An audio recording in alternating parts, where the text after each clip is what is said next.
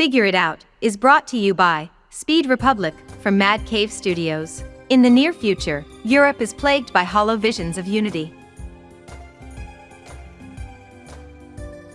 Food is scarce, the water is polluted, and health is a luxury reserved for the 1%. An escape from poverty presents itself once a year in the form of the Grand Race, an all-out action-packed rally across Europe. Where anything goes, Speed Republic. Written by Ryan K. Lindsay, with art by Emmanuel Parascandalo. Colors by Michelle Monti and letters by Jomette Gill.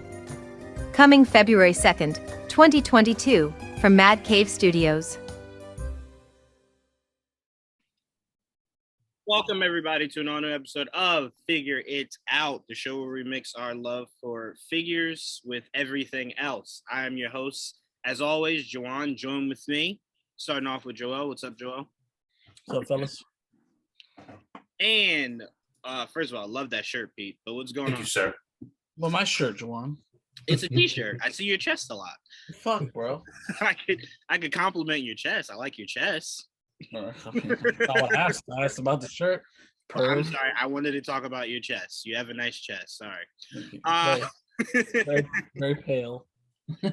Thank you, Joel. It's okay. You've been working out. I saw you do push-ups yesterday. It's cool. I was outside your window and whatever. Sorry, I just finished watching You all over again. That sounds even worse. That didn't help anything at all. Should I just finish watching the show You all over? Netflix is You. Netflix is You. Yeah. See, that show makes you seem like a stalker either way. Like, picture talking to a girl and you're just like, bro, you know what I was watching yesterday? And she's like, what? You. Yeah, I was watching You. Like, I just binged it for like hours. And she's like, I want to say you're talking about a show, but my window was open. Were you watching me? No, the show. You were right. Well, that is good. No, but I was watching the show You on my phone while outside your window. So it was a mix. It was okay. But what's going on, Pete? That might be one of the strangest introductions in show history, for sure. What's up, everybody? All right. So I want to wait to do figure talk till we see if JD is coming on. Because I know he wants to talk figures, so I don't want to skip out on that. So first, Pete, we were just talking about Morbius moving. Someone said already Morbius has moved more times than New Mutants. That just can't be right. That just can't be right. I feel like Morbius, even though, let's be fair, New Mutants moved for so many different reasons over the course of it moving. Morbius moved because of COVID, so you understand that move. And then apparently it just moved again because of COVID. So you can kind of understand that. New Mutants 100% moved the first time because they were just like, we don't know what to do with this. There's a lot of that. Studio was just like, ooh, we don't think this is good. So, do you think that like Sony might have an inkling of that? Like they're looking at it like, we know this is terrible. What should we do? No, only because you dropped Let There Be Carnage. And I assume Morbius can't be any worse than that. I don't think that movie was bad. But I also think Morbius is probably more so among that vein of movie, to where you can kind of take out the essence of the good parts of it, but overall it's just an okay movie. Because again, Sony to me hasn't put out horrible movies in the Spider-Man world. Maybe some just head scratchers, but not horrible. So I never thought Morbius would be bad or horrible. I just thought it'd probably leave me the same way the two Venom movies did, to where I went, okay, you did She-Venom. That was awesome. That was cool. This was cool. I enjoyed it. That's it. So I'm hoping that that's not the case, because, ooh, man, that will not do well for Sony. Yikes. Because if you mess up Morbius, how do I have faith you'll do Craven any better? No, I have no faith in them at all. I think you're being entirely too kind to them, as far as I can tell right now. Is this a New Year's resolution, man? What's up? No, I look. I tell you guys all the time. I'll never lie. I enjoyed Venom 1 and Venom 2. Again, if someone said they were bad movies, I could make an argument to why they were watchable. They were watchable. Yeah, that's all. I never exaggerate any more, any less. They were watchable. That's it. I wonder if you get the same joy for watching these movies as I get from watching, like, I don't know, Bloody Birthday or April Fool's Day, like one of those crazy 80s movies. Yeah. Like, I understand that these are not good movies, but I like them anyway. I really genuinely do. Mm-hmm. Yeah, probably. Yeah. I bet you psychologically, scientifically, whatever, there's some lights that go off in both of our brains, like exactly the same kind of way. Yeah, I mean, because look, again, if someone left that movie, if someone Let There Be Carnage and said, I did not like this, I could say, I can see it. But I personally enjoyed it for what it was. But I could see how someone could leave that movie and go, nah. Yeah, it's not for everyone. No, that was not it. I could see that. So I'm not delusional, to be fair. I'm not delusional.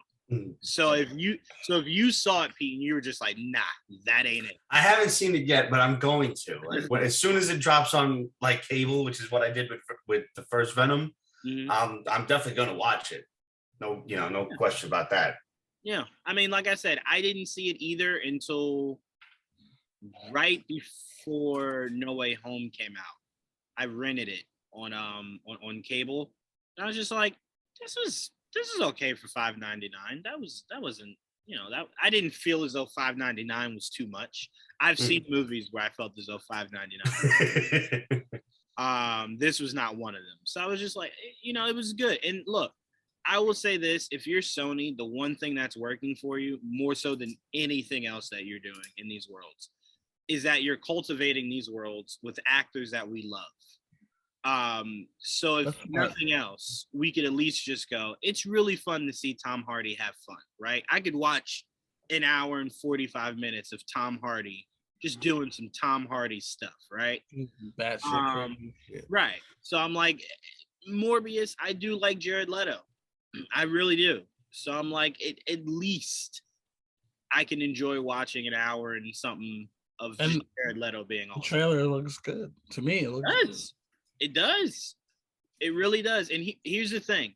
I think what didn't help Venom, right, was that we knew Spider-Man wasn't attached heading into the movies. So a little part of us could never really truly accept that movie, even before entering it and actually seeing how good or bad it was. But you doing Morbius, it's more so accepting because it's like, well, you don't need other pieces for this to make sense. It's just I also don't need a Morbius movie, really. So now it's just like I was telling Joel, I read that first Morbius comic. A lot from this trailer is right out of that comic. So I feel like there'll be a lot of stuff in it. I'm like, oh, this is pretty cool. You did that. You did this. So the first Morbius, you mean his individual run or ASM 101? No, his individual run. Oh, okay. Yeah, his individual run. Like that whole not submarine, but I can't what do you call those boats? Container ships or whatever the heck? Yeah, whatever they're called. That whole scene where you see him like taking out those guys inside that ship, that's right out of the comic. Literally right out of the comic, like almost page for page. So I'm like, cool stuff like that is awesome. I told Joel, what sold me a Venom was seeing She-Venom. I almost lost my mind. I'm like, I never thought I'd see She-Venom. That was awesome.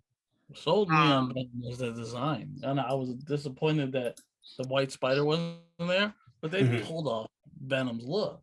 And then it helps that, he was an entertaining, like it was funny. Like he was funny, his voice, I think he did a good, I know Joe hates the voice, but I really enjoy the voice. So, because I was able to live with a lot of that, I let a lot of it slide. Yeah, She-Venom, and then Eddie's awkwardness, because it's not the Eddie you're used to. So I thought that was also a really unique change.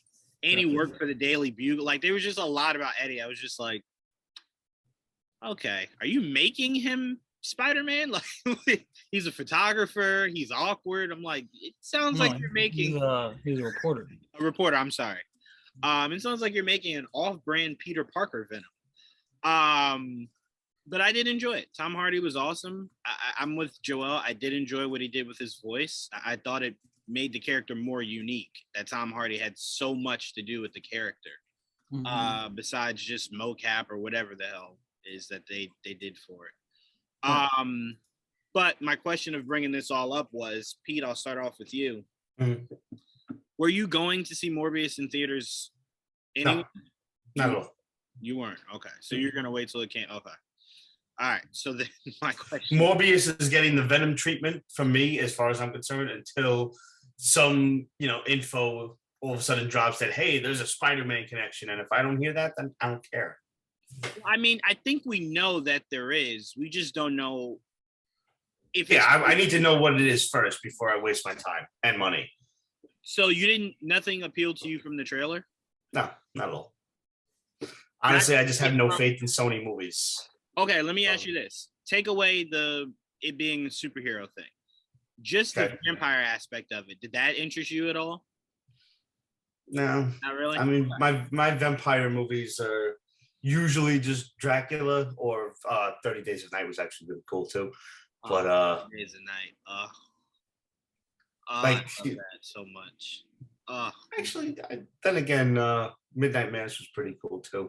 But I don't know. I guess I can't remove that comic book aspect of it. I don't know. Like I know it's Morbius, so I'm like, yeah. No, I get it.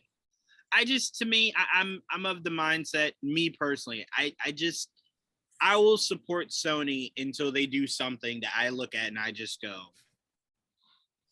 I don't know. I don't know what you were doing. I don't know what you were doing. Like they haven't done that. Like I tell you this, if it wasn't for the fact that I owe everything in life to Batman, I would have quit on the DCEU right when Justice League came out. Sitting through that movie was just like, what do you, I don't even know. Like that was one time where I saw something superhero wise. I just said, you know what? You want me to just not support you anymore, huh? That's what you want. That's what you want. But Sony hasn't really done that for me. Like I said, Spider-Man 3 could have been better, 1,000%. Amazing Spider-Man 2 could have been better, 1,000%.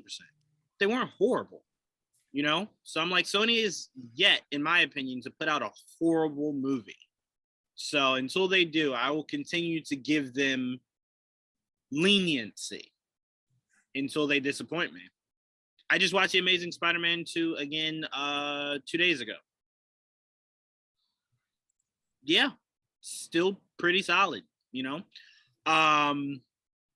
Again, that final act with, again, Joel keeps telling me it's not, but they're Hobgoblin. It's not Hobgoblin. You're Hobgoblin. You're Hobgoblin. I'm telling you, I remember being in theaters looking at my dad going, is that Hobgoblin? And he's like, I don't think so. I'm like, I think that's Hobgoblin. Like, it looks horrible. But no. So to me, I'm going to support them until they give me a product that I look at and I just go, this was bad. Like, just really bad. But Joel, are you still excited for Morbius, regardless of however many times this thing gets pushed back? Yeah, again, I like the trailer. I like the design. I'm all about the look of the movie, the look of the characters. Mm-hmm. If you can catch that, and I think they did in the power set, I think I'm in. It looks interesting. As an individual character, as much as I would like to rather see him interact with Spider-Man, but more so, I had that feeling more with Venom than I did with Morbius. Right. Morbius. No, I was just gonna say it's weird to me because I'm more interested in seeing Morbius interact with Blade. I'll be very disappointed if I don't get that. Whenever they want to interact with Spider-Man is whenever you want to do it, but Blade is what I desperately want, more than anything. So it's like, yeah, Venom was the eye opener of like, why you own Spider-Man. I swear Sony acted as if they didn't own Spider-Man when they did it. Like, they acted as if they did not have any possibility to utilize any Spider-Man before putting out that movie. That's what I think bothers me so much about that, is just like, you own it. You own it. I don't understand. You own it. You know? It's like still not wanting to call Wanda a mutant. Like, you own it now. She's a mutant. Like, let's get to it. Let's fast track this. But I'm sorry. Go ahead, Joel. What was I saying? No, you were just saying how Venom not interacting with Spider-Man was more so than Morbius not interacting with oh my God, Julius Randle. Than Morbius not interacting with Spider-Man. Yeah, but that was more my thing. But so I'm interested though. It looks good. But I don't know if it will it be good? I have no idea. But I've seen enough to say that I'll watch it. You know, I'll check it out. I remember Morbius from the cartoon. It looks like Blade. I didn't know shit about Blade aside from what I saw in the Spider-Man cartoon as a kid. Right. Nothing. I still went to see Blade. Same thing with Morbius. There was no Spider-Man in Blade. That's the only reason I knew fucking Blade. It's the same thing. I don't necessarily need to see Spider-Man, especially in a Morbius movie, you know? Right. Now, if they do it, cool. But, excuse me, it is very much one of those, he is not a character I need to be associated with Spider-Man yet. Craven also. Now, where I won't disagree with Pete is the necessity to utilize any of these characters outside of a Spider-Man movie. But I should amend my previous statement when I said that he's not interacting with Spider-Man. I don't mean Spider-Man specifically, but like, is it in the MCU? Then I'll care. If it's not, I'll take my time watching it. I will eventually see it, but just at this point, like, I'll rush to see it if it's in the MCU because I really like the whole connected world. If it's not, and it's just like another Sony movie for the sake of a Sony movie, like, all right, I'll see it eventually. I mean, this does nothing for you, but it is connected to the Venom universe. I know that. But I like you. I like, I want to see Morbius and Blade. Otherwise, what are we re-upping Blade for? Like, to not ever interact with a Morbius character? Come on. Yeah, look. If you guys thought I was unbearable not getting Mephisto, when it makes absolute sense to get Mephisto. Precisely. You give me a Blade movie where you have the ability to work out Morbius being in it, and there's no Morbius, I will not be happy. I can separate not being happy with that with enjoying the movie, but I will very much bitch every single day because it's just why go out of your way to be inaccurate? That's my biggest issue with the MCU sometimes. You just went out of your way. That's my issue. Why'd you go so far out of your way? I don't understand. You walked all the way down the street. It was right there.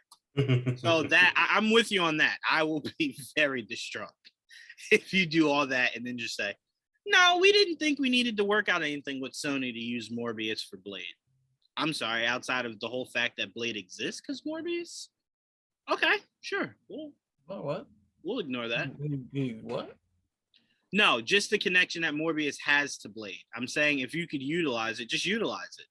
There's no need to change the story. I say it had nothing to do with Blade in that regard. Blade. But just don't, use it. You have it there. It's cool. Use it. But all right, let's move out of this. Pete, I want to get your thoughts on this. Me and Joel have talked about it ad nauseum. We've probably had our fill. But I've never gotten your thoughts on this. So the rumors that are old rumors, most of these are old rumors I'm about to say to you, but rumors have resurfaced that this Flash movie will indeed be making Michael Keaton's Batman, the DCEU Batman, right? Mm-hmm. Sasha will be the DCEU's replacement, we're assuming, for Superman. And Batgirl, after her movie, will become the new Batman of Gotham. We also got news that apparently Shazam will be joining the Justice League at the end of the Flash movie, right, Joel? Yeah, that's the newest move. And the other rumor was Princess Diana could be showing up in Shazam: Fury of the Gods. months. So that was the rumor, right, Joel? Yeah, it was. That wasn't the one that we were talking about recently. Oh, no. I'm giving Pete all the DC rumors that came out.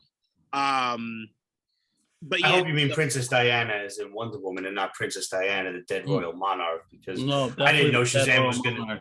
Yeah. I mean, if Shazam is a zombie movie, I'm down for cause. I think that's dope. Yeah. Bro, it took me a second to know what you were talking about. As soon as I figured it out, I said, they're doing a Tarkin and shit with her. Yeah. I'm like, bro, they got to do that now. Where you're expecting Wonder Woman. No, but so my question to you is, looking as if we're soft rebooting and making Supergirl now the Superman of the DCEU and Batgirl now the Batman of the DCEU. What are your thoughts on that possibility becoming a reality for our future of DCEU movies? I think it's destined for failure. Simple as that. If that's the case, and I saw the woman's post, and then I heard numerous debunkings of it and whatnot, and I don't know if it was by the stars or people involved in the production of the movies themselves, or it was just other podcasters or whomever it was that someone had posted that Ezra in like a DM or whatever. Ezra had said that Zach's work will never be gone. Don't believe the hype. But Ezra wouldn't be here without Zach. So that's exactly what you expect him to say. But that does not mean that this is not true. Tom Holland told us for 4 straight months, I don't know anybody else that's in this movie. It's just me. So either way, they have to lie anyway. But yeah, I just don't think that there was enough interest in a Batgirl centric, movie universe, same as a Supergirl centric movie universe. We have them on the CW, and they do well for a while and then they suck.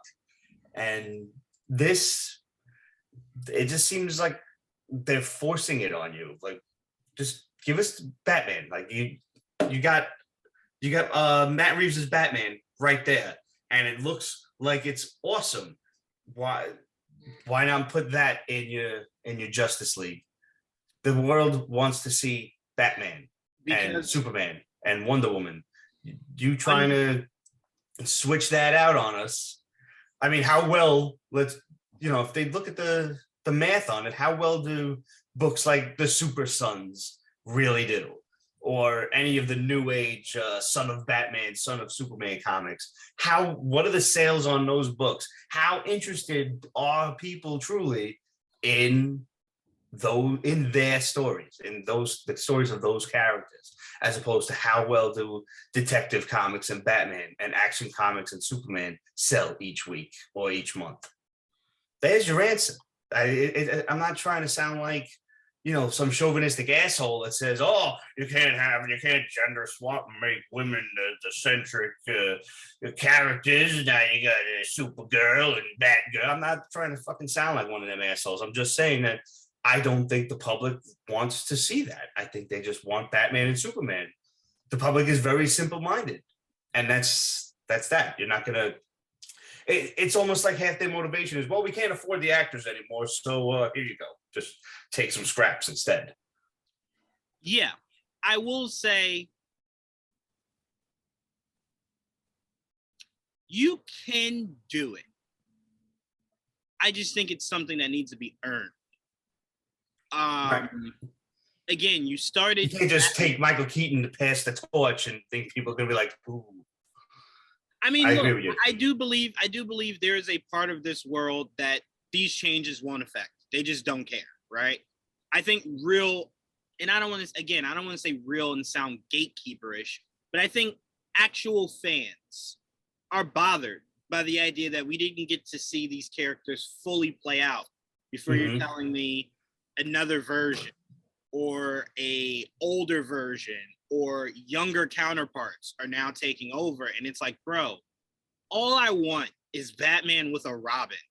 And it's just like, you're telling me, well, guess what? No Robin, Batman's 90, here's Batgirl. Like, I don't have a problem in Batgirl. I just have a problem in Batgirl being numero uno in Gotham.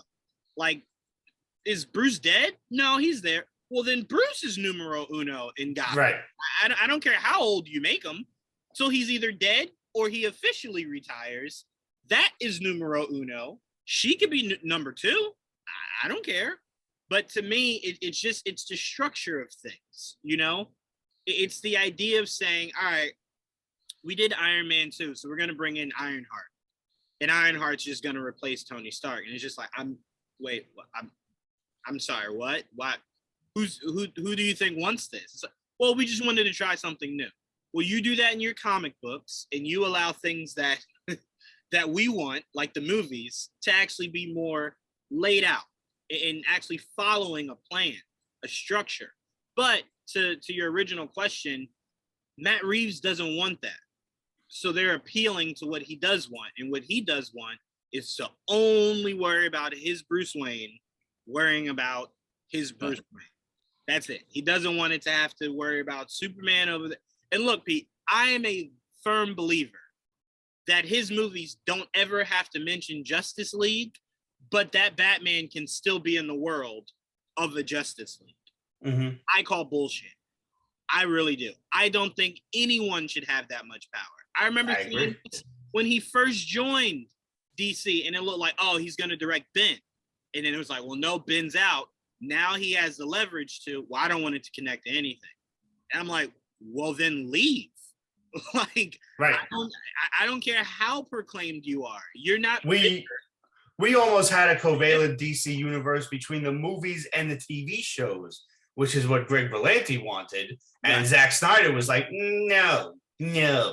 Just because he could be all Zack Snydery about it. And now Matt Reeves doing the same bullshit. Right. I will never give an actor, director, producer, writer, no one deserves that much power to tell us, I didn't want to connect it. I thought that was stupid. No, I didn't think it made sense for Batman to have an Alfred. So it was just Bruce. Like, what? You don't get to make that decision. Like, right. You know what I'm saying? What? All right, cool. I'm going to make sure I tell as many people as I possibly know, don't support that shit. How about that? So you can never do a Batman project again, and we can get someone who makes more sense. So I'm with you in the standpoint of it's bullshit, but unfortunately, it's the reality we live in. They've added the battery to the back of him. He has all the power here when it comes to his Batman. So we have Keaton. I told Joel, me and Joel talked ourselves into this Keaton Batgirl thing making sense. And it's a way to do it to where it does make sense. And if Joel wants to, I'll let Joel get into it. But I do want to establish, Pete, that I am with you in the core fact of this will bother me always going forward. There will never be a day to where I'm not looking at this going, I don't like any of this. Like, but again, I can separate not liking what you are from actually enjoying the products you put out. You know what I'm saying? But again, I will very much kick and scream inside every fucking day after this Flash movie comes out, if this indeed is truly what's happening. But I do want to give a chance, Pete, for Joel to give his theories and see if these theories maybe sell you a little bit more. Because right now we're working off raw information, right? So it's like Batgirl replaced Batman, Supergirl replaces Superman, and just off hearing that, we automatically are like, I don't like that. That's stupid. That's horrible. Throw it in the garbage. Go ahead, Pete. All right, wait, give me 1 second because this sounds like I'm going to need a good drink for this. So let me refill. Go ahead. But Joel, we talked about this, and it is frustrating. It really is. Mainly because it's just like you look at what CW did, and it's like you did a great job just building a universe and never just veering from it, right? Now, you've made some hiccups, whether it's shows or arcs or whatever, but you did an amazing job laying out an arc from when did Arrow come out? 2006? I don't remember. No, it wasn't 06. Let me see. We were around, I remember I'm like, oh, we were around the same age. Like when that came out. Like, I could be Green Arrow. Oh, I'm sorry. I was way off. Jesus Christmas. 2012. 2012, right. And all I did was put the headphones down. How did they get tackled? Your headphones, as soon as you put them down, they were like, this is like, I don't understand. What were you saying, Joe? Sorry. I just remember him. I think I remember being around the same age as Ali in the show at the same time. I got it. Yeah, 06 now wouldn't make sense. No. Yeah, not at all. Okay. But yeah, so right. So go ahead, Joel. So we didn't get Pete's thoughts on the Supergirl angle, so just sell him on the Batman angle first, and then we'll go into the Superman angle. And I feel the same way about Superman as I do Batgirl. Same exact way. So go ahead and sell him on Batman and the Superman angle. Sell him on both, Joel. I'll try to sell him. All I'm doing is rationalizing because that's it. That's all we can do. Yeah, because I'll be the contrarian in this, but at the same time, I do feel the same way. I mean, but I'm tired of fighting it. Like it is what it is at this point, you know. I'm not gonna just say I'm like I'll never watch these movies because that's a lie. That's an absolute fucking lie. I'm gonna definitely watch them. I will watch them. I'll bitch about it the whole time, but I will watch them. I'm gonna watch them. That's what I mean. So, and all right. So here it is. And I think what really triggers people is when you say Supergirl's replacing Superman and Batgirl's replacing Batman. That's the biggest trigger you'll get from anyone because it's the biggest trigger I get. That's the one that triggers me the most. You say that replacing. Son, seriously, you don't replace Superman and Batman. It just doesn't make sense that way. And not give them movies. Are you fucking serious? Batgirl's gonna get an HBO exclusive movie, not a regular movie, and you want her to replace Batman? That doesn't make sense, right? So, that's already like a knock on your idea. You're gonna introduce Supergirl in a back door or through the Flash, but that's your main Superman or whatever. Okay, that's not the point. My point is, that's the biggest trigger for a lot of people. And I understand that. I get triggered the same way. Now with Batgirl, breaking it down, the biggest trigger for a lot of people will also be the fact that the Snyderverse is pretty much kind of going to be pushed to the side. And they're only going to pick and choose certain actors to come back because it looks like Henry Cavill and Ben Affleck are not coming back. And that's sad. But we've known Ben has been gone for a long time. That one I made peace with years ago. So that's not a big thing for me because I made peace with it a long time ago.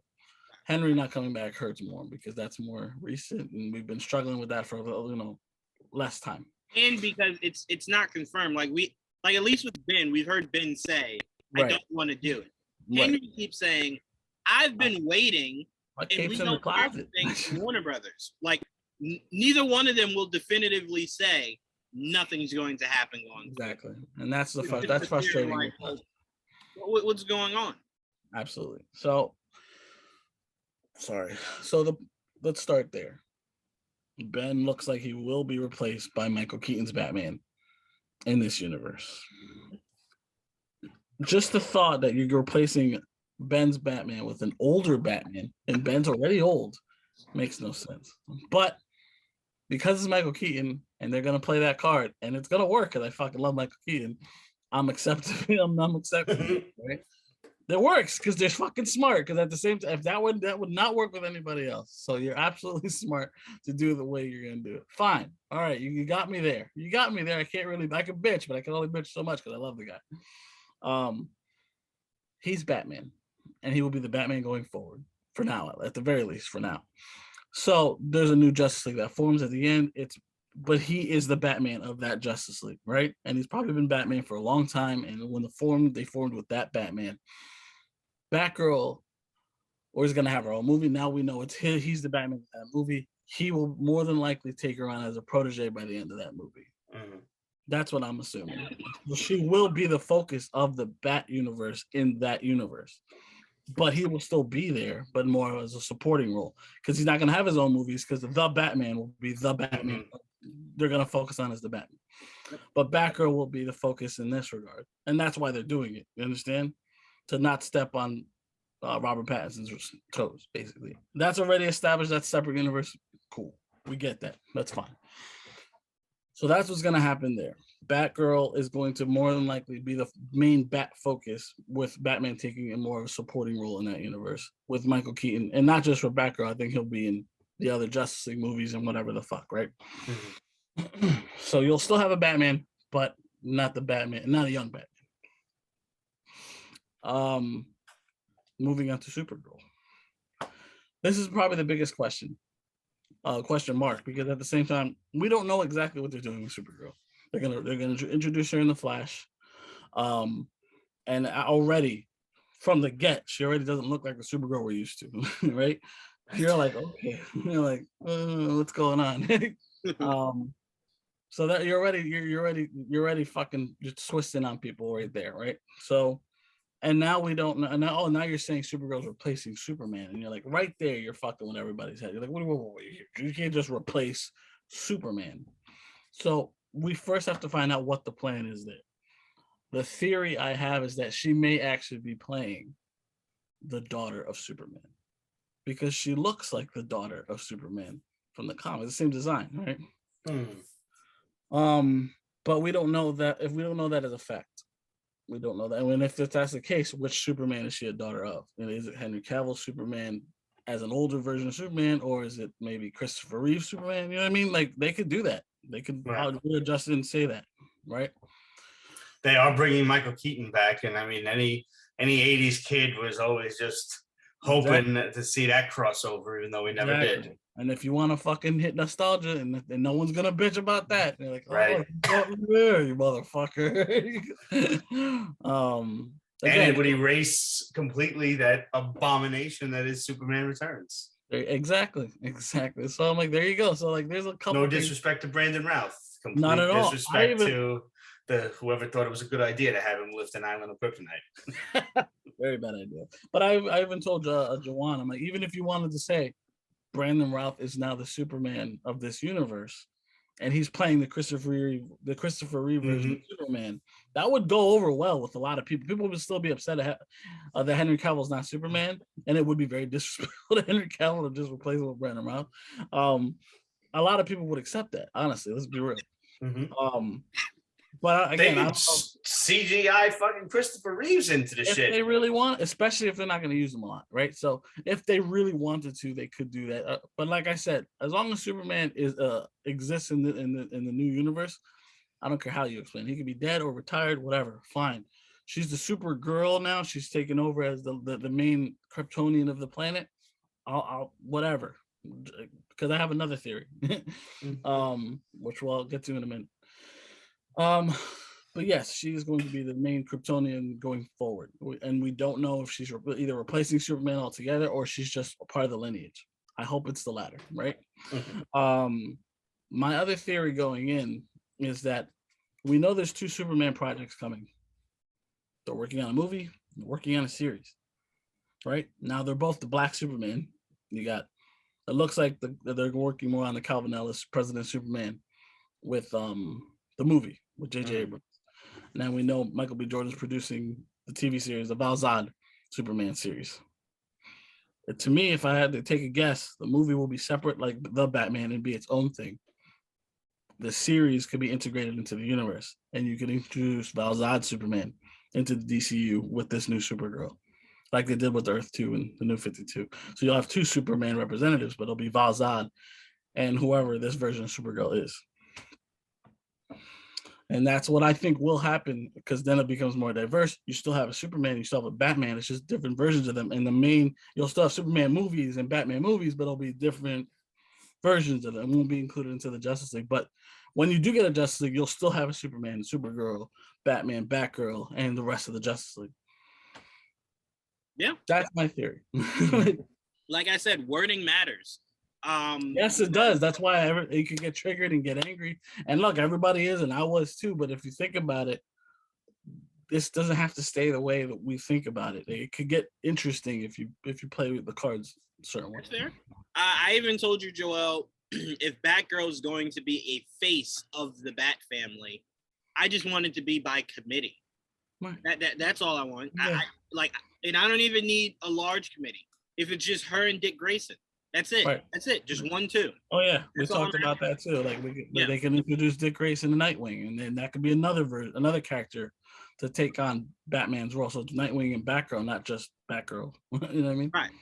So to me, it would actually be you finding a better way to utilize Bruce and Nightwing than from whatever Titans is choosing to do with their Bruce Wayne.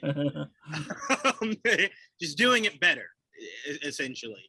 But yeah, so to me, doing it that way, Pete, just makes it more palatable to where I can at least just go, all right, okay. I still don't like the core concept of what you're doing, but I at least can chew on this a little bit more. Like there's more meat to the bone here. So like I told you, Joel, I'm very simple. I at no point need my Batman dead or retired. I also at no point need my Superman dead or retired. Find me something. I don't need him Batman every day. He has Dick Grayson and Barbara there to help out with things. But I don't want it to be he's no longer Batman.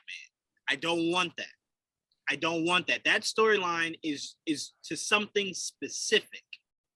We're not there. I don't want that. I want Dick Grayson, Barbara, with a little dose of Bruce. That's it. That's all I'm asking for. That's all I'm asking for. I think that's why you bring him back and you have him. They said it as soon as he got.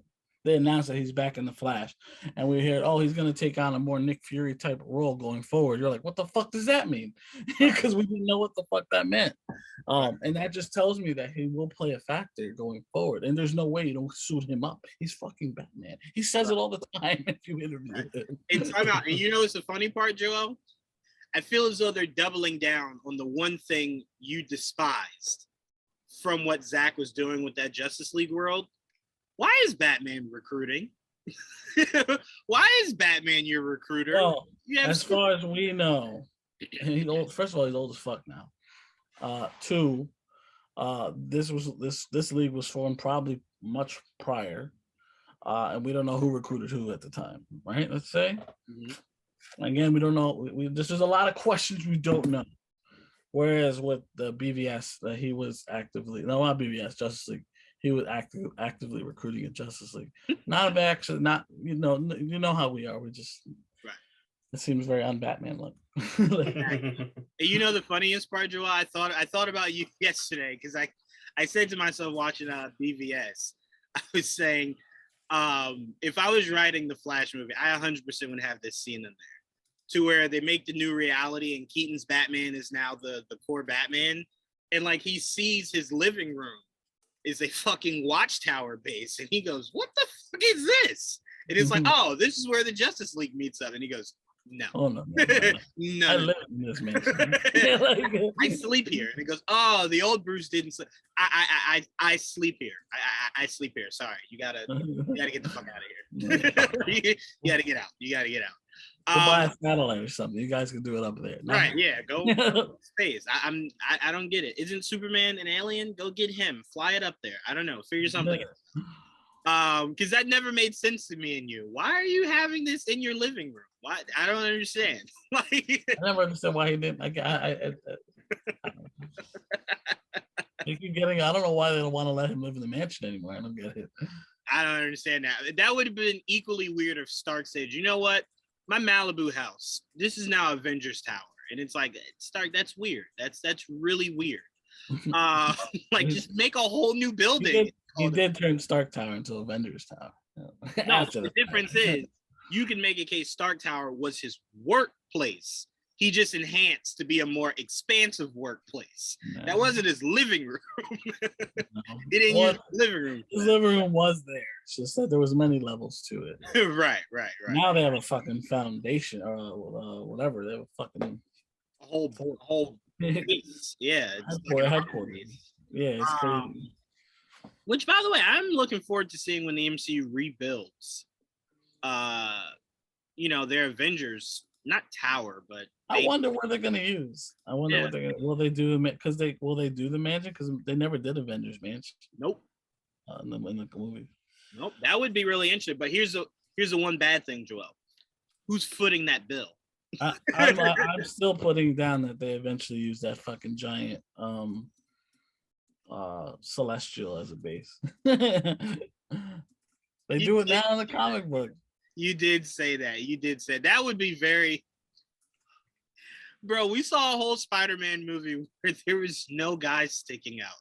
I'm really curious where that will place itself in the MCU, where someone just mentions, did anybody see a thing sticking out of Earth yesterday? And it's like, yeah, we saw it. It's the new wonder of the world. It's the eighth wonder. Because remember, they froze it. So I'm like, at any point, does someone just go, all right, I'm going to go outer space and just chisel this shit? And just chisel it down. So it's not sticking out, just welcoming people. Well, it's not sticking out of the planet. It's still in the planet. No, I thought he was sticking out of the planet. No, he's still in the planet. I thought his head was out of the planet. No, it's sticking out of the ocean. Oh, well then there's no big deal. Okay, then never mind. I could have sworn he was sticking out of the planet. No. Oh, okay. All right. Just laughing and make sure it's not sticking out and welcoming people. I didn't know it was going to be that kind of party. I'm going to stick my dick in the mashed potatoes. Oh my God. Okay. All right. I want to get to this next topic. This topic is going to be a lot of fun.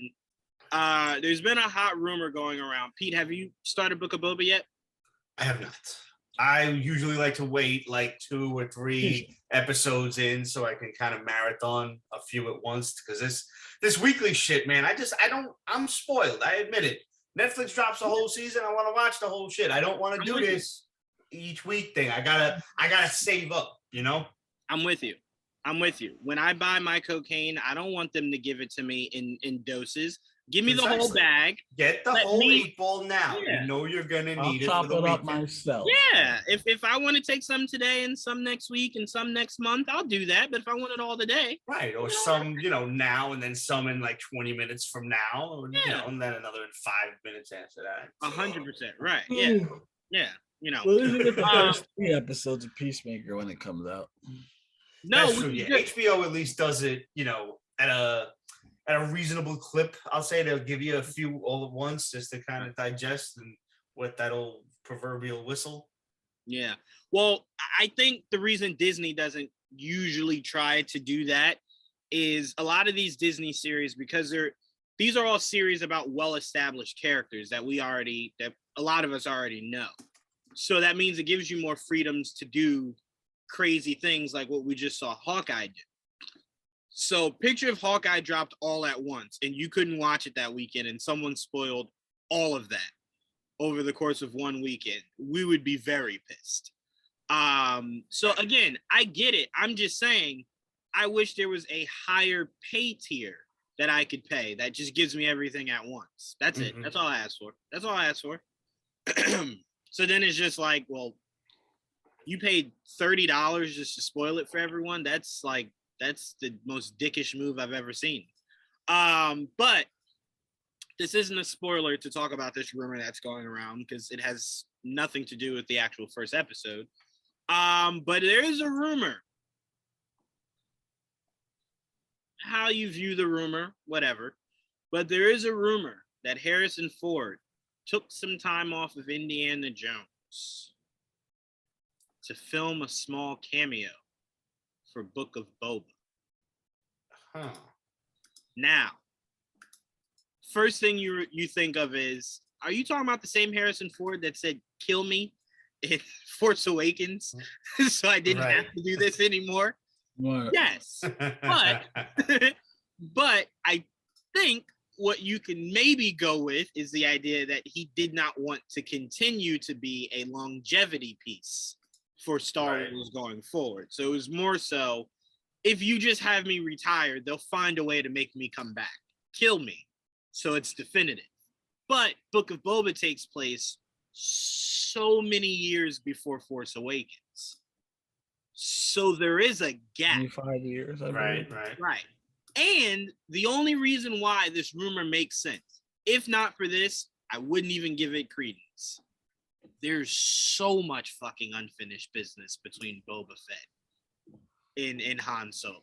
That is true. So much unfinished business. So whether it's just a dialogue between the two of them, whether it's them just letting bygones be bygones, I just need to see it. You know what I'm saying? So they're gonna do the whole Luke thing, but with Han. And that's another thing, Joel. I'm like, it seems as though Filoni and Favreau want these little key pieces that they throw in that just send us all in a whirlwind, right? The Luke shit was phenomenal. Like, I did not see it coming. Because here's the thing, Joel. Here's why the Luke thing hit me and you so hard.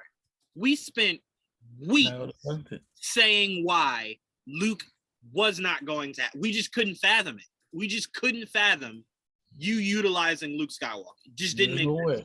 There's no way. Yeah. There's no way. So when we saw it, we were just like, no. I saw the one ship and just the one X-Wing and started crying. I didn't even know. I had no idea until obviously he got out of it. I was like, oh. Because I'm like, because the first thing my brain said was, one, like Ahsoka wouldn't be in that. Like that's very specific to Luke, that X-Wing. You know what I'm saying? And in that moment where everything looks like, damn, we're all about to die. And then who shows up? Like a fucking squadron? Like, no. Like it was like, oh, this is happening. Right. So, bro, I cried. Pete, I cried like a baby seeing Luke Skywalker in all of his glory, man. But my question to you first, Pete, is do you think we should give any credence to this rumor of Han Solo maybe being in one of these episodes of Book of Boba? Like, does that sound like something to you that is plausible? I think Harrison Ford is just the grumpy old man enough that if they dangled enough money in front of him, I think, yeah, he would come back for a scene. You know, I understand what he means by like not wanting to be a legacy character. Like, don't keep bringing me back on 80 something or whatever it is. But to do a hit, hey, here's $25 million. Would you come and record like 5 minutes just to kind of square yourself away with this character? Yeah, I think it's a completely plausible concept. Is it true? That's another idea. But you know, I'm the first one to say, if you put enough money in front of me, I'm bound to do a lot of things. And I think Harrison Ford would be the same way in that regard. No, it's not a disrespectful comment. I think he might have done it if the price was right. I don't ever take that as a knock when someone says enough money will get blah blah blah to do anything. Yeah. I know a lot of people take that as like, oh, what? Like that's not a bad thing. I think if your job told you tomorrow, hey, I need you to do me a favor, the break room, can you clean it up a little bit? But they're paying you triple right what you're making, you'd be doing it every single day. Like, did you need me to clean it? You just cleaned it. Relax. You sure? I'll fucking clean it again. You're paying me $6 million to just clean a room. I'll do it again. So to me, I never take that as a knock because I do believe money to anybody at any point they would go, 20 million? I'll lick the sidewalk. Yeah, come on. Yeah, let me see it. I'll do it right now. Right now, I'll do it. But Joe, salt. I'll do it. Yeah, just a little bit of that. But Joel,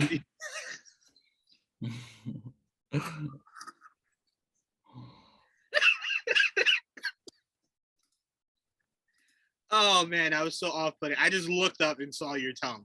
But Joel, do you think that there's any credence to this rumor? I have no idea, but it's definitely way more believable now than it was a year ago. Yeah, like I don't think you could have sold me Han Solo interacting with Mando. Because I would go, well, you're just forcing that. Like there's no, you know what I'm saying? But right. Boba Fett, I think people forget Han very blindly shot Boba Fett in the jetpack, and that's what landed him in that Sarlacc pit. Sure. So if there's anybody that Boba wants to see again, it's 100% Han Solo.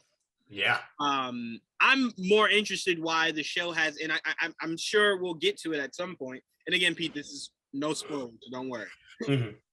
I just would like to hear how he feels about that moment, because we haven't gotten that. You know what I'm saying? We haven't gotten like, this motherfucker doomed me to death. Like, I fell in that Sarlacc pit, man. There doesn't really seem to be any hostility, and it's like, well, no, there should be some. There should be some. So I hope this is true, because that's huge. That's really, really, really huge. You bring in Han Solo or not Boba Fett, Cad Bane. Can't be just Han. It would have to be Han and Chewie, right? It depends. It really depends. Yeah, we assume they're a package deal. Yeah. But again, if the scene is meant to just be Han and Boba, I'm 100%. Like, if it's not like a fight, you know what I'm saying? Any kind of fight. It's more so just I doubt it's a at fight. the bar talking. I didn't mean fight like hand to hand. I just meant if there's no blasters or anything like that, I'm fine if it's just two guys sitting at a bar. Just kind of just laying shit out. Just like, I thought about killing you, right? And it's like, yeah, I feared it. It was Boba that put Han in carbonite, right? Yes. Yep. Yeah, so eye for an eye. Is it worse that Han did that when he couldn't see? Does that make it worse if you're Boba? Maybe a little bit. I was blind. Han's like, bitch, I did that shit without even looking. That's how nice I am. No, I really hope that we do get something like that utilized. I think it'd be really cool. So I hope we do see that indeed. I'll start off with you, Joel. Is there somebody from the Star Wars universe you want to see utilized in Book of Boba? Not in particular. Like, if they give me Han, I'll take Han. That's great. I don't know if I can take a whole thing of them with the whole fake face thing, though. I would rather just cast somebody if they're gonna do that. You mean fake face? Like the younging them up. Oh, I'm like, fake face. Who the fuck is using fake faces? I got what you're saying. Because you can definitely tell there was CGI in Luke's face. You're like, oh, 1,000%. That's not even Mark Hamill. Who are you? It was Mark Hamill, that was cool that it actually was Mark Hamill. But yes, doing the mocap, but the face 1,000% was. Because you're like, oh, that guy was. I didn't expect him to actually use the face. That's the best part. You're like, whoa, that's Luke. I thought someone, it's like cast somebody as Luke. But no, I have no one in particular. That's fair. Like during that time period, 5 years later, who no problem. Pete, you got anybody you want to see pop up? I don't know enough about like Boba Fett's backstory or anything like that to really weigh in. I'm just kind of looking forward. Don't even limit it to that. Is there any Star Wars character that you know is alive in this timeline? It was just 5 years after Return of the Jedi that you would like to see pop up in here. Well, we still got that Obi-Wan show like coming at some point in the future, right? Yes. Okay. Well, he's dead by then anyway. 1,000%. For so long now. I'm sorry. I've been huffing fucking wood stain fumes all day, so I'm a little out of it. No. The only reason, Pete, I'm laughing is I did a podcast last week where I had to listen to people ask me, is it possible Obi-Wan or Darth Maul could show up? And I'm like, I don't know how to tell you guys how super dead they are right now. Wait, is Maul dead? Because I haven't really watched any of the cartoons. I don't know, but I know he got like metal legs and shit. After I don't know really what happened to that guy. Well, I won't back down since I've already said it. He is super dead. I won't tell you where.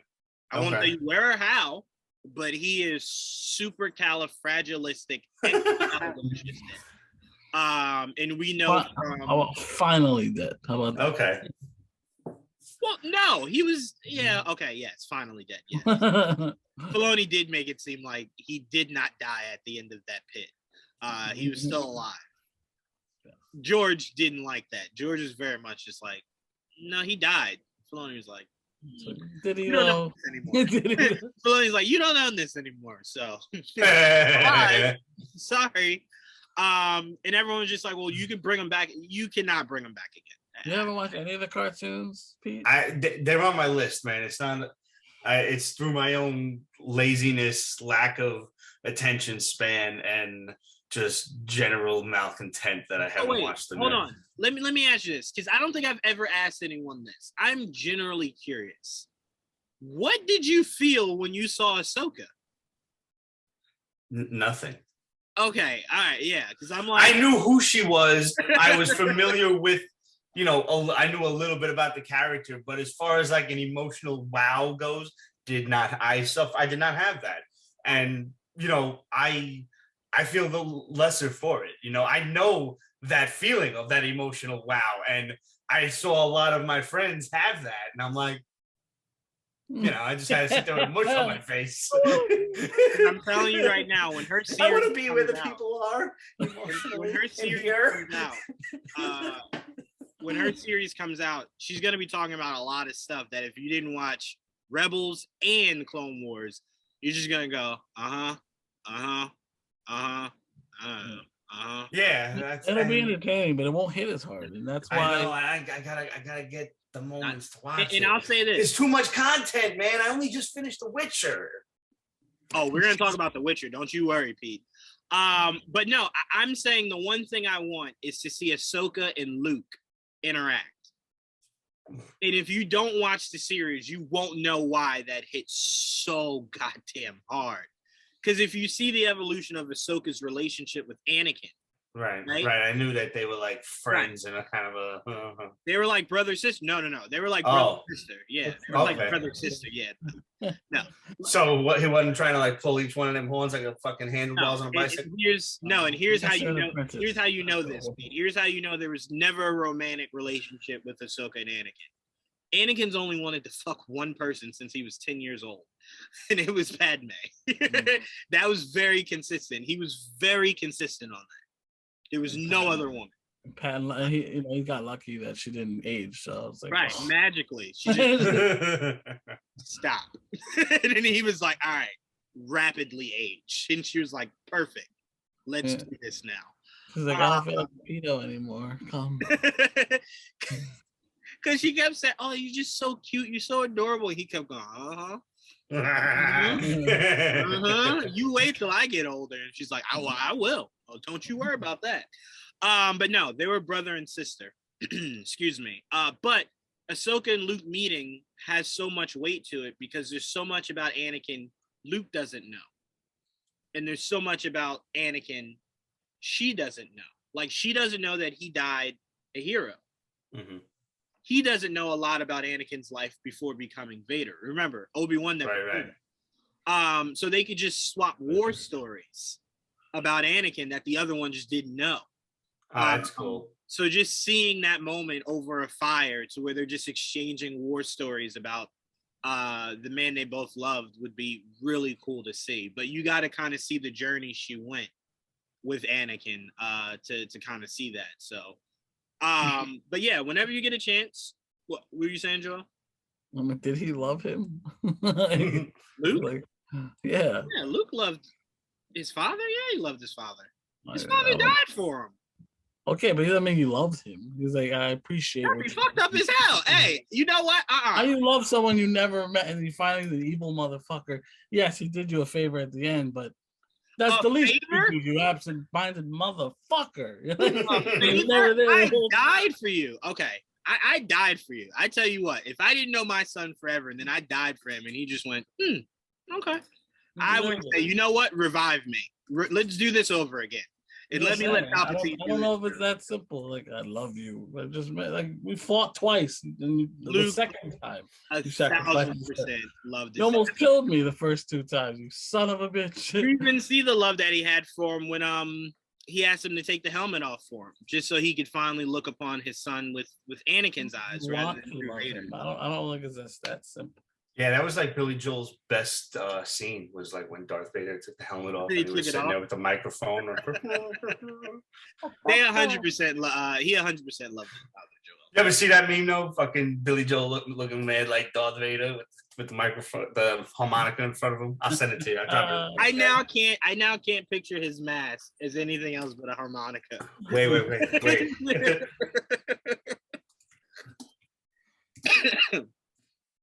And the comics do also, Joel, go into more in depth of his Force ghost and interacting with his dad. They got to know each other, do they?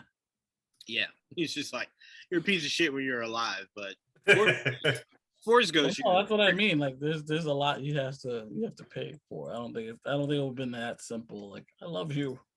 I never met you, but I love you. You know what I mean? I think he had love for. I mean, look, he even said it during the course of the movie where he goes, "I'm not gonna fight you. Like, you're my dad. I'm not gonna fight you." And he's like, "Well, I'm gonna kill you." So you should probably do something. you should probably defend yourself or something, because I am going to kill you. Just peep that. Let me see.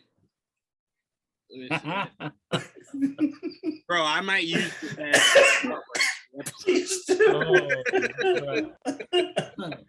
How would you feel you were Billy Joel? Right? Well, look that bad. If you're Billy Joel, you have to be thinking to yourself, was my music not enough for you guys? You had to do like, is I not enough for you?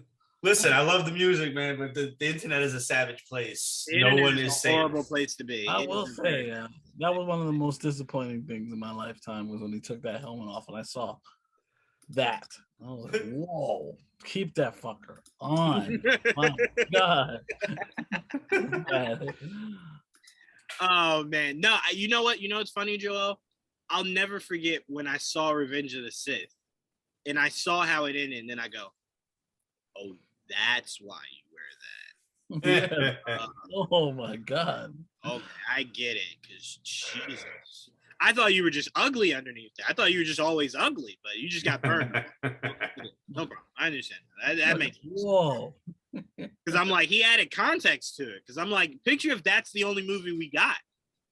And Anakin just looked like that. You were like, yeah. Yeah, because that's my last, until we got the new Anakin. That was the only Anakin. That was, right. So if you were Luke, you were just, damn, I hope I don't get old. I get old. Like, I have his genetics. like when you said father, do you mean like how much? Like, you help raise me? What? Like, genetics? What are we talking here? But all right, let's move on. Pete, we can talk Witcher. Me and Joel talked a little bit about The Witcher. How did you enjoy it, man? I went online to listen to a couple of reviews and a couple of here's stuff you might have missed, because I don't know anything really about The Witcher. I've never read the books. I've never played the games. I've said, he froze. He froze. That's punishment for not knowing anything about the future. a lot of people were angry, upset, whatever about Pete, a lot of aspects. Just so you know, you froze for like a good minute and a half. Oh man! What was the last thing I said? The last thing you said was you didn't play the games, and then I think Geralt came down and said, "Ah!" And you're just like... But to be fair to you, Pete, me and Joel's knowledge of The Witcher only expands to Witcher 3. Okay. So that's it. So a lot of what's happening is nowhere near where we were in the game. So a lot of this is, we know the characters, but story-wise, a lot of this is just like, it's all prequel for us. Like, yeah, I seen a lot of people like mad, upset, like Yasker guy, what's his name? Eskil, yeah, like the way he died and that their relationship wasn't as important in the show as it was in like the other mediums, and I'm like, I don't fucking know none of this shit. Yeah. So he's not dead in the game. No. But I mean, apparently they're like close enough to be brothers and all of this. That's like his only friend and shit. I was like, I had no idea. I'm gonna be honest with you. The only person that I was fearing wouldn't make it was Vesemir. As long as he did it, that's all that motherfucker's got a target on his back. I was like, you're the old fatherly type, bro, and you are on fucking borrowed time, my friend. Borrowed time. I swear to God, they're gonna Yoda. They're gonna Yoda Vesemir. Oh, Vesemir. Did you watch the animated movie? Yes. I finally finished it, Joel. Oh my God, that movie was so good. Are you serious? Yeah. Bro, now I only want Vesemir. Like that. Like, you know what I'm saying? Like when it ended and he said Geralt's name, I was just like, yeah, not yet. I want more Vesemir. You stay young and ugly. Let me get a little bit more Vesemir. Like this is awesome. He's bald, girl has no hair.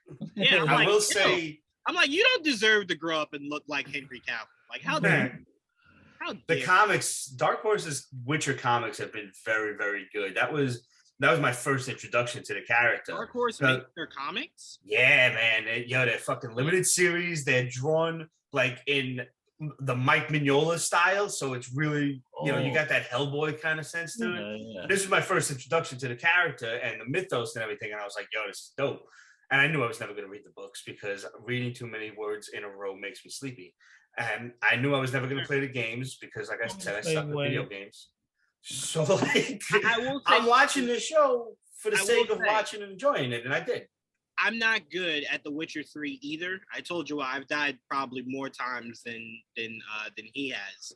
But the journey of the game is so much fun, Pete. I can tell you that. It is so much fun. So I would say play it, put it on easy, and just, see what you can do. One of the things I read that I really... I'm insulted. But like, do you get the same ending and shit? Like sometimes if you're on easy mode, you don't get like the good ending. No, it's so you get to choose a lot of your decisions. So easy or hard doesn't change that. Okay. But sorry, Joel. Like I told my dad, I don't pay $65 to sit here and want to pull my fucking hair out. I want to beat the game, so I will play the shit. One game that has done that to me. I've contemplated killing myself. That's how fucking Damn, Joe said I didn't even want to kill other people. No. I deserve Harakiri because the game is so fucking terribly hard. And that game is Sekiro. That's the only game I've ever quit. Which one? Sekiro. You never die twice or some shit it's called. I'm like, bitch, I died a bajillion times. That game is it's so hard. It's ridiculous. So hard. It's so hard. Yeah, I'm not. I grew up very much a either Mario or sports. So I never really played games like that. So I never really had to go through it's just really hard to get through this or get through that. So I never had that. So to me, playing not easy. It's not Witcher hard. I think I've died way less in Mario than I ever have in Witcher. So to me, like I said, I don't spend $65 to sit here and get frustrated. Put that shit on easy mode. Run me through. Let me beat this game. So that's how I view. But if you guys out there play it on medium or hard or whatever, play it on medium. You. Me, $65 means I want to be happy at all times. They asked me yesterday because I got stuck in the stealth part of Ghost of Tsushima because I just couldn't not get spotted. It was fucking annoying. Eventually I figured it out, but it just annoyed me. But they literally asked me, "Did you want to go to easy?" I'm like, "Bitch, don't you insult me like that? Ask me if I want to go easy." Bro, I'm telling you right now, that is literally one of the best features Red Dead Redemption ever had. To where if you die a certain amount of times, they just go, "Yo, you want to skip this?" Fuck yes. Why didn't you ask me this an hour ago? Skip. Hell no. Skip right through this. Yes, get me out of here. I can't do it. I did that I did it so often. Sometimes if I couldn't get past it the second time, I would just die. I would blow myself up to get to the point where they say, "You want to skip it?"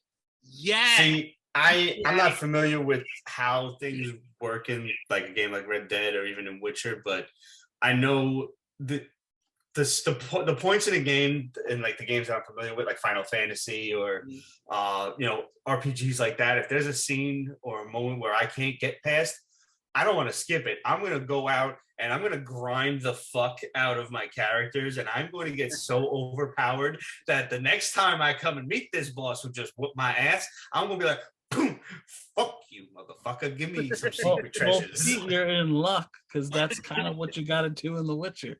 It's like an action RPG. You gotta get newer equipment and you gotta kind of bulk up before you get as far as you can get. Like by the time I got to the ending, some of these guys were pieces of cake, bro. I was not struggling at all because I did all the fucking missions. I did everything. That's me. Side quests all over the place. Like, it's all about stats for me. I could give a fuck less about the story. I want to see my strength hit like fucking 999. Yeah, with some new ass sword that I just made. You can upgrade shit. Exactly. You can do that in the strength. They have a dexterity, all that shit. And it's not a quick game, Pete. It's not. It's not quick. Not at all. It's fun as fuck. Like right now, I'm playing. Way too much shit you could do. Yeah. I'll look into it. Yeah. I could play 3 without having to worry about what happened before? Yes. Bro, I can tell you.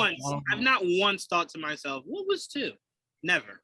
3 is so good and feels so fulfilling. I feel like when I played 3 and then heard they were making a show for The Witcher, I thought they were making it based off of 3 because 3 was the only knowledge I had. So picture me when I'm watching, I'm just like, I don't know this shit. Like, I don't know what you're talking about. I started playing Witcher because of the show. I knew the show was coming. I heard it was a good game. I'm like, fuck it, let me get it. And I beat it before the show started. I played this years ago because I remember my brother's friend asked to borrow it, and I still to this day haven't fucking seen that game back.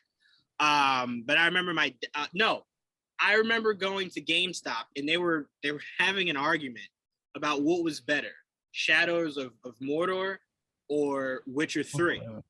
And I kept saying, like, all right, because they're the same kind of game. Everything you like about The Witcher, Joel, you can almost to a point do it in Shadows of Mordor. So I remember asking him, like, what's better? And everyone kept saying Shadows of Mordor is better than The Witcher. And I'm like, there's just no fucking way. I just keep hearing about The Witcher. So my dad was just like, all right, do this. Let's just get both. I never played Shadows of Mordor when I picked up Witcher 3. I just kept playing Witcher 3. So then when he took the game and never gave it back, that's when I played Shadows of Mordor. And then couldn't stop because that game was just so much fucking fun. There's 2 of them. There are 2 of them. I know which one I played. Like you care. I don't. You know I don't. I don't give a fuck. But no. So Pete, so I want to ask you. I felt so sorry for Yennefer because Yennefer is just like, all right, you just want this little bitch and I can get my powers back? Fuck yeah! All right, take her. And then. There are just sometimes where characters as badass as The Witcher just comes into effect when she goes, wait, you mean something to him? And she's like, yeah, we're like really good friends. Jennifer's just like, fuck, okay, hold on, no, you gotta go. Don't go in there, you gotta leave. And she's just like, no, I'm gonna go. And she's just like, no, you have to go now. Like, as soon as she started piecing together how important she might be to him, she was just like, fuck. And then when you see him show up and he's just like, I'm gonna kill you, bitch. And she's just like, I'm sorry, I tried to tell her to go, I just found out myself, I didn't know. I thought she was some girl. I was like, fuck it, yeah, here, kill her. Bro, I could not stop laughing when you could just see the fear enter Yennefer's face, where she was just like, oh, fuck. Okay, you got to get out of here. Like, you got to go now. Please just leave. But what were some of your standout characters, Pete, of season 2? I really like the Baba Yaga bitch, the fucking the old lady in the Baba Yaga house. That was awesome. Knowing that this guy is, I believe the author is Polish, and he's, that's a very like Eastern European kind of legend. So I was like, oh, that's really cool to see that reference. The hags. Yeah. Yo, when I go to IMDb, that better be what her character name is. If it's not, I will never watch season 2 again. It better be Baba Yaga bitch. That better be her name on IMDb, bro. As soon as I type this shit in. Oh my God, I'm crying. I'm sorry. Go ahead, Pete. Oh. No, I really did like that. I wish the monsters were a little bit more like mythologically oriented, like they were in season 1. Like I get the whole plot line of there's new monsters that we've never seen before coming through the portal, and I'm like, y'all just giving your CGI people an excuse to just make some rocky looking motherfucking bugs. That's all it is some stick bugs with rocks on them. Like, come on, do better. Like the monsters in season 1 were sick. I was like, I know you got it in you. Do better. But that being said, that was like my only real complaint was like I wish the monster I was less scared of the monsters in this one than I was in season 1. Like, but the story was pretty cool. I did like the dryad ent looking thing. Like that was a cool looking monster. I forget what the actual name of it was. Yeah, you get to he utilizes his abilities a little bit more. So I know that was the biggest complaint from season 1. Just like, I could set a bitch on fire in Witcher 3. Like, when will he set someone on fire? And they were like, relax. This was season 1. Wait for season 2. So when you see him do it, you're like, okay, all right, okay. Yeah, I like the various use of like his little defensive shield spells and stuff like that. That was a really cool scene when all of the witches are blocking the sharp shards of rock, and then the motherfuckers just stop, and now they come back the other way, and like only half of them was like, oh shit, and put the shields up in the back. That was a dope scene overall. That was really cool. I will say, Pete, one thing that I know bothered me and Joel to our core, because me and Joel, when we were talking, we didn't have many things that we disliked of season 2. It was literally a very solid season. But the biggest problem we had was when Geralt got like scratched in the face. And we thought we were finally going to see how he got his scar over his eye. And then there was no scar over his eye. And then we just were like, what the fuck? What? There was like a perfect opportunity. Like, I don't understand. So that was my biggest issue. I thought Henry Cavill was supposed to grow the beard for this one too. Well, Witcher 3 is, I don't want to say so far, but it's down the line from where they are right now, story-wise. So he's not old enough yet to have grown that fully. I mean, also, and especially in the books, apparently Geralt doesn't like beards. Right. So I guess that's something that he eventually does. I guess does that on whim, because I know apparently he does not like beard. And in the game, you can shave it. You don't need it. Like he'll shave. You can shave it different beards. That's pretty cool. Your hair, you can cut your hair. Right. Yeah, it grows back too. You shave it, it'll in a couple like hours or days, it'll grow back. That's wild. But no, I do love how much it feels like Witcher. You know how like sometimes you'll get a video game adaptation and it's like it doesn't feel like the video game. It feels like it's trying too hard to be different. It feels like I'm watching what I was playing when I watched The Witcher. Like it just feels so fluid. I told me and Joel were the only other thing that bothers me is just not carrying 2 swords at all times. You carrying one sword and then wrapping the other one up like a newborn won't bother me because it's just that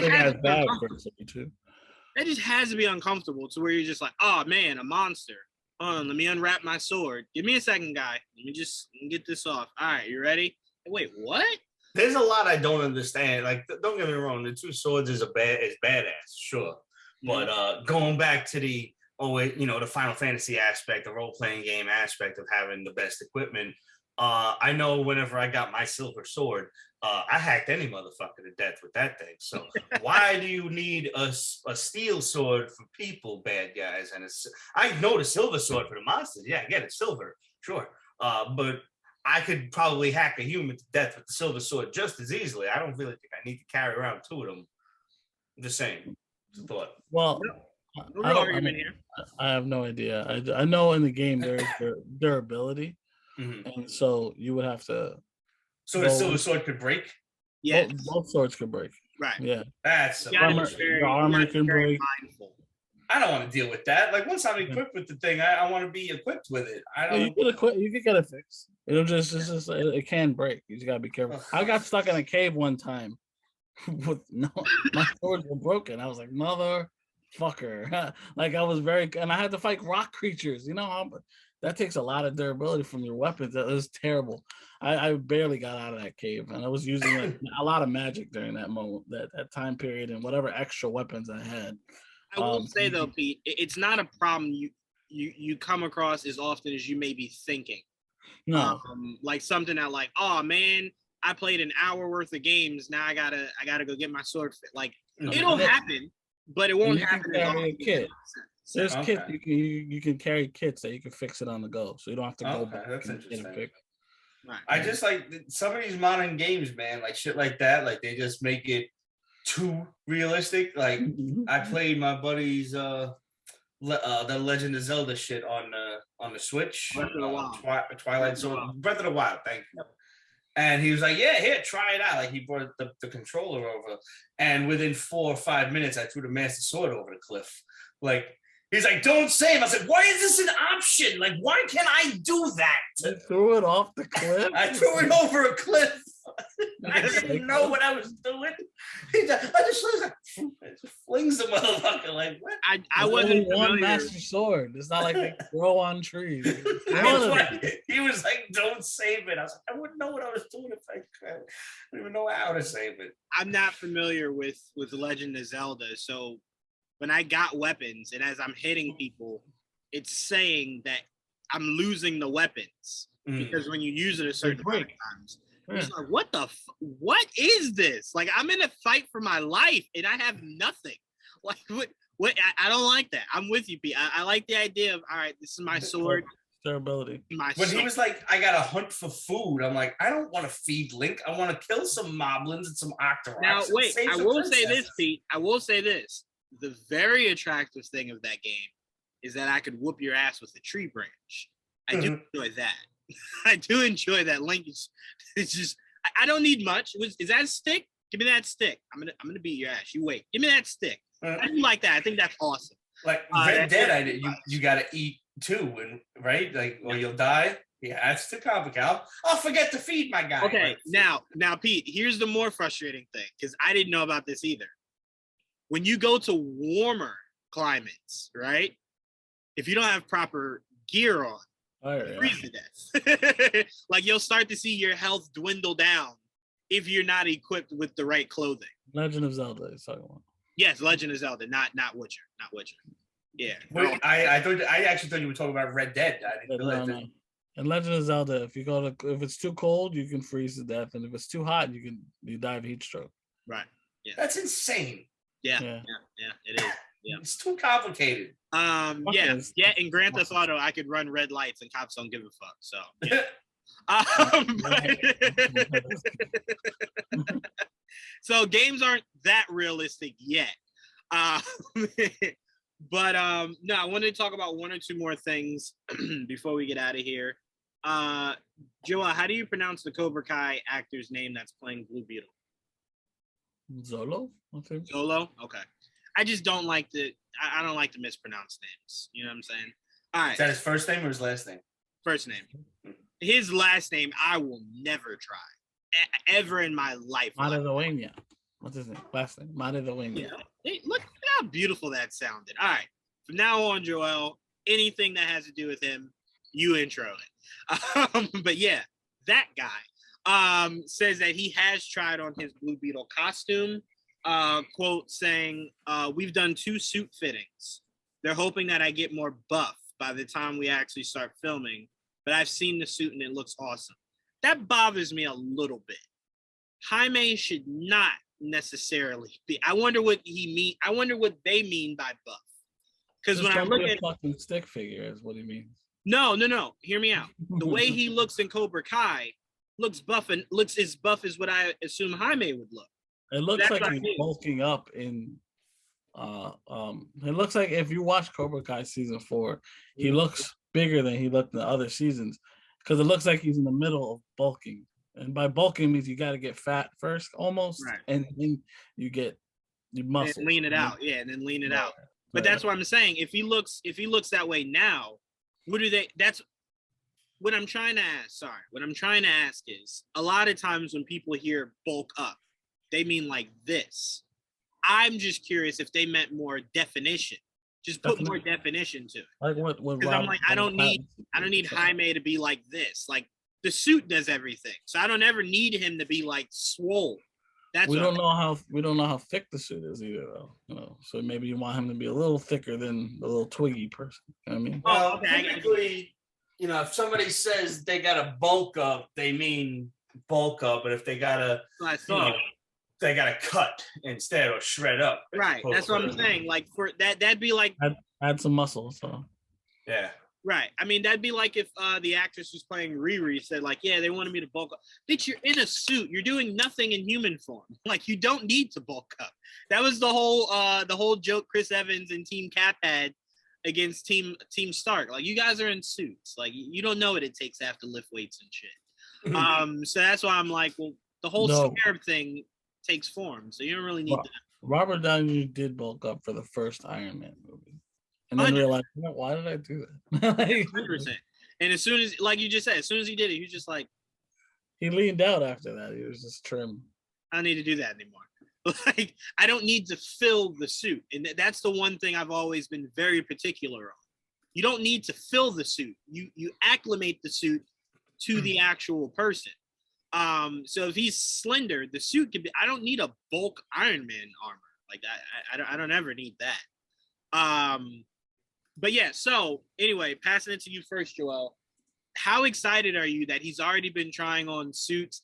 I was a little worried about when he said he tried on the suits, because I'm like, part of me did think a lot of this would be more so mocap, because you'd be showing the scarab solidifying the suit onto his body, because he doesn't step in anything. I still would rather hope. I was hoping there'd actually be a suit to see, though. Like, I want to see him in a suit. Yeah, some of it will probably be mocap, especially all the weaponry shit. You know, they'll probably build.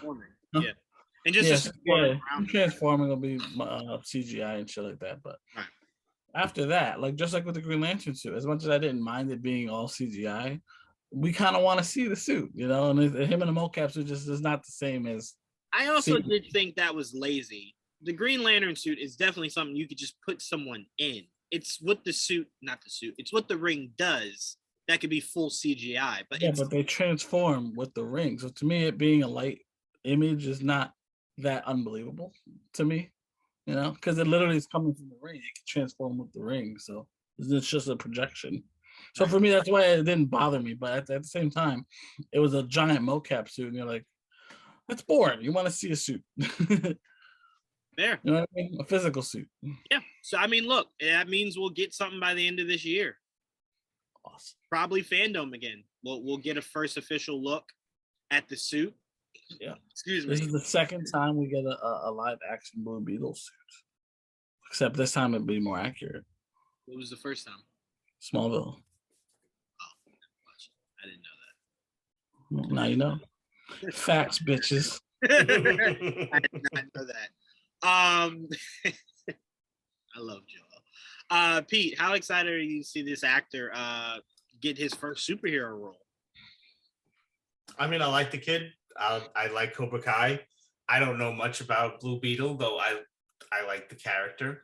I'm about as excited as somebody who knows nothing going into this could be. I will definitely be watching it. Whatever. Is it a movie? Is it a TV show? I don't even know. A movie. Okay. Movie. Oh, and it's a movie that was HBO Max exclusive that is now going to be distributed worldwide in theaters. Yeah. When was that slated for release? Next August. Yeah, next August. August 23. Yeah. Yes. Uh-huh. August 18, 2023. Yeah, I'm gonna forget that about 4 more times over the course of 100%. I get it. So just continue to remind me. No, I completely get it. All right, and last thing is, let me see here. Oh, by the way, Joel, they just released a Uncharted clip. The first clip for Uncharted. You see, now there is something that's a game I know nothing about. It's like, I don't know, Tomb Raider, but with dudes. No, see, Oh, dude. see, let me say this. I want to be very clear. There is no comparison outside of the very obvious between Indiana Jones, Tomb Raider, and Uncharted. There are large. I wasn't even dragging Indy into this, honestly. No. The only reason I'm saying this, Pete, is because a lot of people that haven't played Uncharted just view it as like a male Tomb Raider. Yeah, I guilty as charged. Yeah. I don't know nothing else. It's very much different. It's very much different. Especially if you play any of the newer Tomb Raider games. It's very much different. Honestly, that wasn't even a dig. Like, I love the original Tomb Raiders. No. I didn't. I just don't. My brain doesn't know what else to compare it to. I didn't think you meant it that way. I just think because if you don't know it, it just seems like it's legit just a male version of it. But it is two very different games. If it wasn't for the fact that they're searching for something, that's really the only connective tissue between the two. That they're just searching for old relics, old gold, whatever. It looks like a pretty cool movie, all things being square. Like, I'm interested. What I think the best thing for you would be, watch the movie first. Watch the movie first, and then find out about all the other games. Because I think if you do it that way, there's nothing the movie could do that would tarnish anything. Okay. If you watch that first, then find out about whether it's watching cutscenes or playing it, whatever the case may be. But I like to watch. They got people who put up all the cutscenes of video games, and they call it the movie. Yes. Like there's that new G.I. Joe game that come out, Operation Blackout, and I'm seeing shit on my YouTube. Operation Blackout, the movie, and I'm like, cool, let's say it. Bro, I love when they do that. Especially if I don't have the system that the game came out for. I did that with Injustice because I knew I was never going to play it because I suck at midway fighting games. Like, I can't wrap my head around that Mortal Kombat fighting style. I'm a Street Fighter guy. I'm telling you, man, there's nothing like just watching the whole thing, right? Just watching the whole thing and seeing how. But I would suggest you do that for Uncharted if it's something you don't plan on playing. But don't do any research, anything till you see this movie. See it first. You telling me not to put in any sort of extra effort at all? No. Yeah, I could do that. No, not at all. Just watch it and then compare it when you go back and watch the game movies. Because I can tell you from the jump, you starting with Nathan Drake being this young was a head scratcher. Because it was just like, why? Like, I get it. You went for the most recognizable face in all of Hollywood right now, right? Right. I get it. He's a very hot commodity. But it was just like we've only ever seen him young like once, as far as like longevity of a game, once. So it was just like that was the least appealing thing. So they're hoping they're hoping this movie banks so that way they can rope this kid into another set of sequels for like the next 10 to 15 years of his life. I tell you this right now. Tom thought he could get tired of being Spider-Man. Wait till he finds out that if this movie does well, Sony will have this motherfucker 40 being accurate Nathan Drake. I'm telling you that right now. They will never let him leave. Yeah. Sony will go, well, look, you'll either be Nathan Drake till you die or Spider-Man, so choose. In the games, he's I think 32 in the first game or some shit. So there you go. And there's 4 games. Yeah. But Joel, it's the clip of the on the plane hangar. Yeah. But not hangar, the airplane. So I don't need to see anymore. I'm just gonna watch the movie. Okay, no problem. No, I think I'm good. I don't need to see anymore. I've seen enough. I'm gonna watch it, give it a chance. I'm a big Uncharted fan, so like I hope it's good just so I can see him age into the character. Like I said, I'm supporting this. I have enjoyed what I've played and seen of Uncharted, so I want to support it for you because, like I said, my favorite video game my 2 favorite video games were turned into movies, and they were just completely shitted on. So I hope this is good for you, so that we can maybe change the narrative. Because I'll never, and that's why you asked me why I have so much hate for Mark Wahlberg. It's Max Payne. what he did to Max Payne is why I will never forgive Mark Wahlberg ever, Joel. Ever. You killed Max Payne single-handedly. Single-handedly, you destroyed Max Payne. No, thank you. No, thank you. If it wasn't for how hot Mila Kunis looked in that movie, I would be trying to kill Mark. I don't even remember that movie that well. Have you ever played the games? I played, I think, one of them, yeah. So you really don't have that much of a test. So I can understand why you don't remember any of it. I remember Max Payne. I remember Bullet Time, and I just don't remember giving a shit. There you go. Again, you didn't have an investment. I understand. I did. And it hurt. Hitman, same thing. It hurts. I never played those, even though I always wanted to. I never played those. You never played Hitman? No, I never played Hitman. It's right up your alley. You love that stuff. I know. That's why I always wanted to and just never did. Same thing with what was it? Splinter Cell. Yep. Never I played read them. you, bro. I knew what you were talking about. Splinter Cell, because those were at the time, especially Xbox only. Yeah. Because I never played Splinter Cell. I had Metal Gear, which was fantastic. So I was never really complaining. I will say they were trying. Splinter Cell was trying to be Metal Gear Solid on a way smaller scale. But the last Splinter Cell, I would suggest you play. Play that one.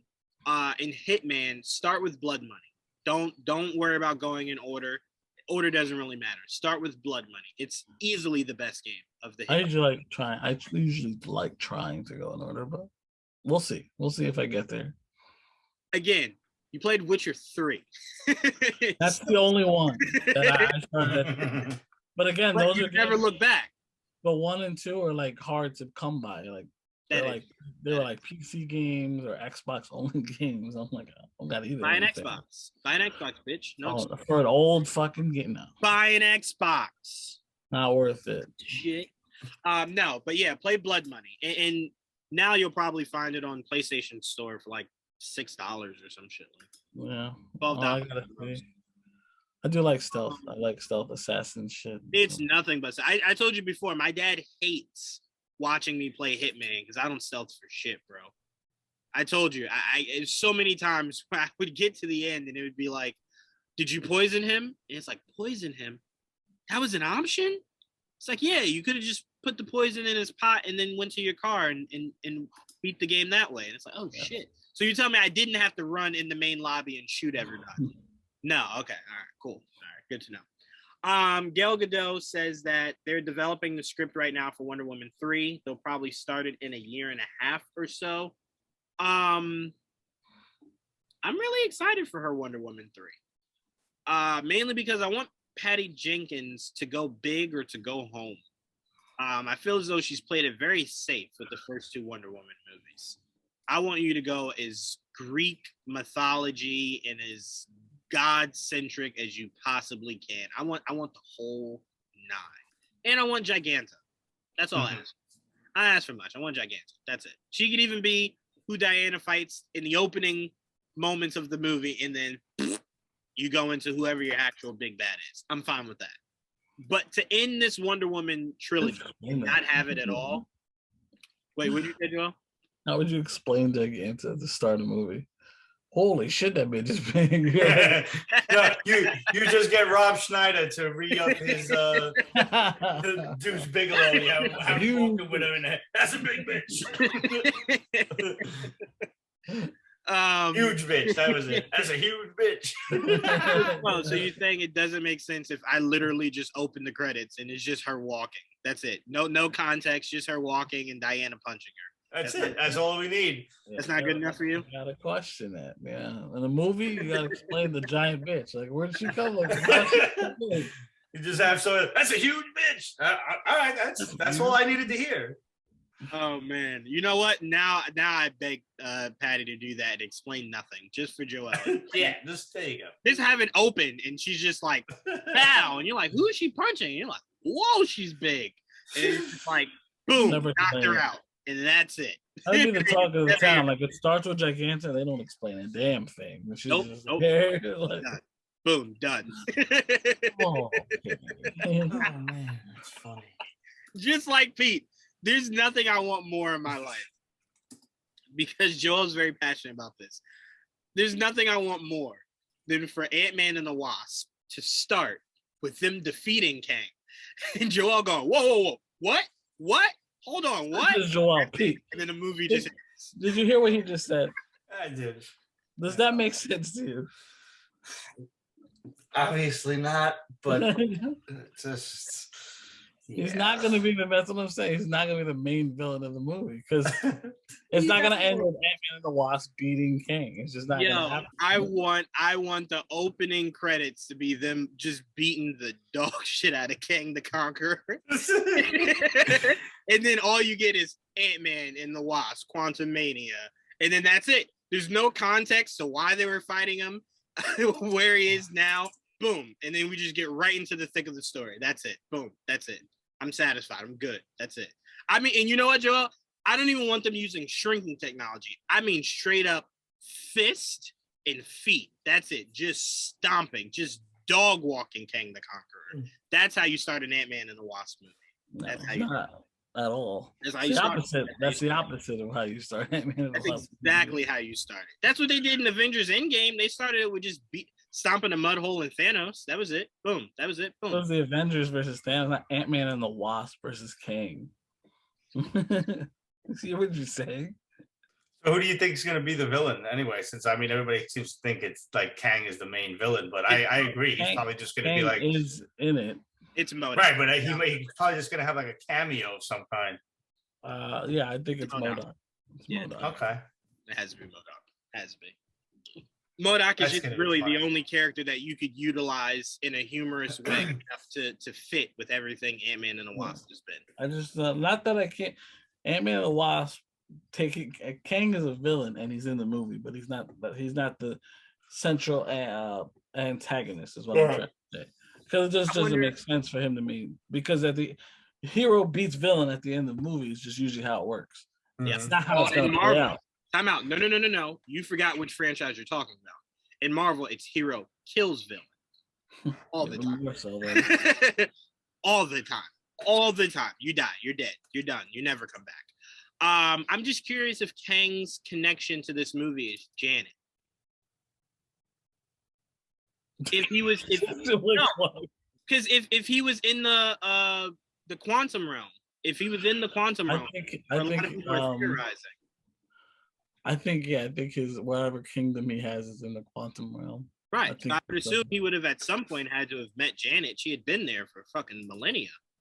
I mean, it's possible. We don't know. I have no idea. It would be very hard to believe. I'm not even trying to think about what the connection is. I just know he's in the movie. I need to know why he's in the movie. I'll wait, you know. Well, if you make me wait, I will continue to believe the movie starts with them whooping a mud hole. Just don't be upset when it's not a thing. I want Ant-Man to have Tim's on just stomping the shit out of him. I don't think that's too much to ask for. But Pete, was there anything else we forgot to go over with you? I don't think so offhand.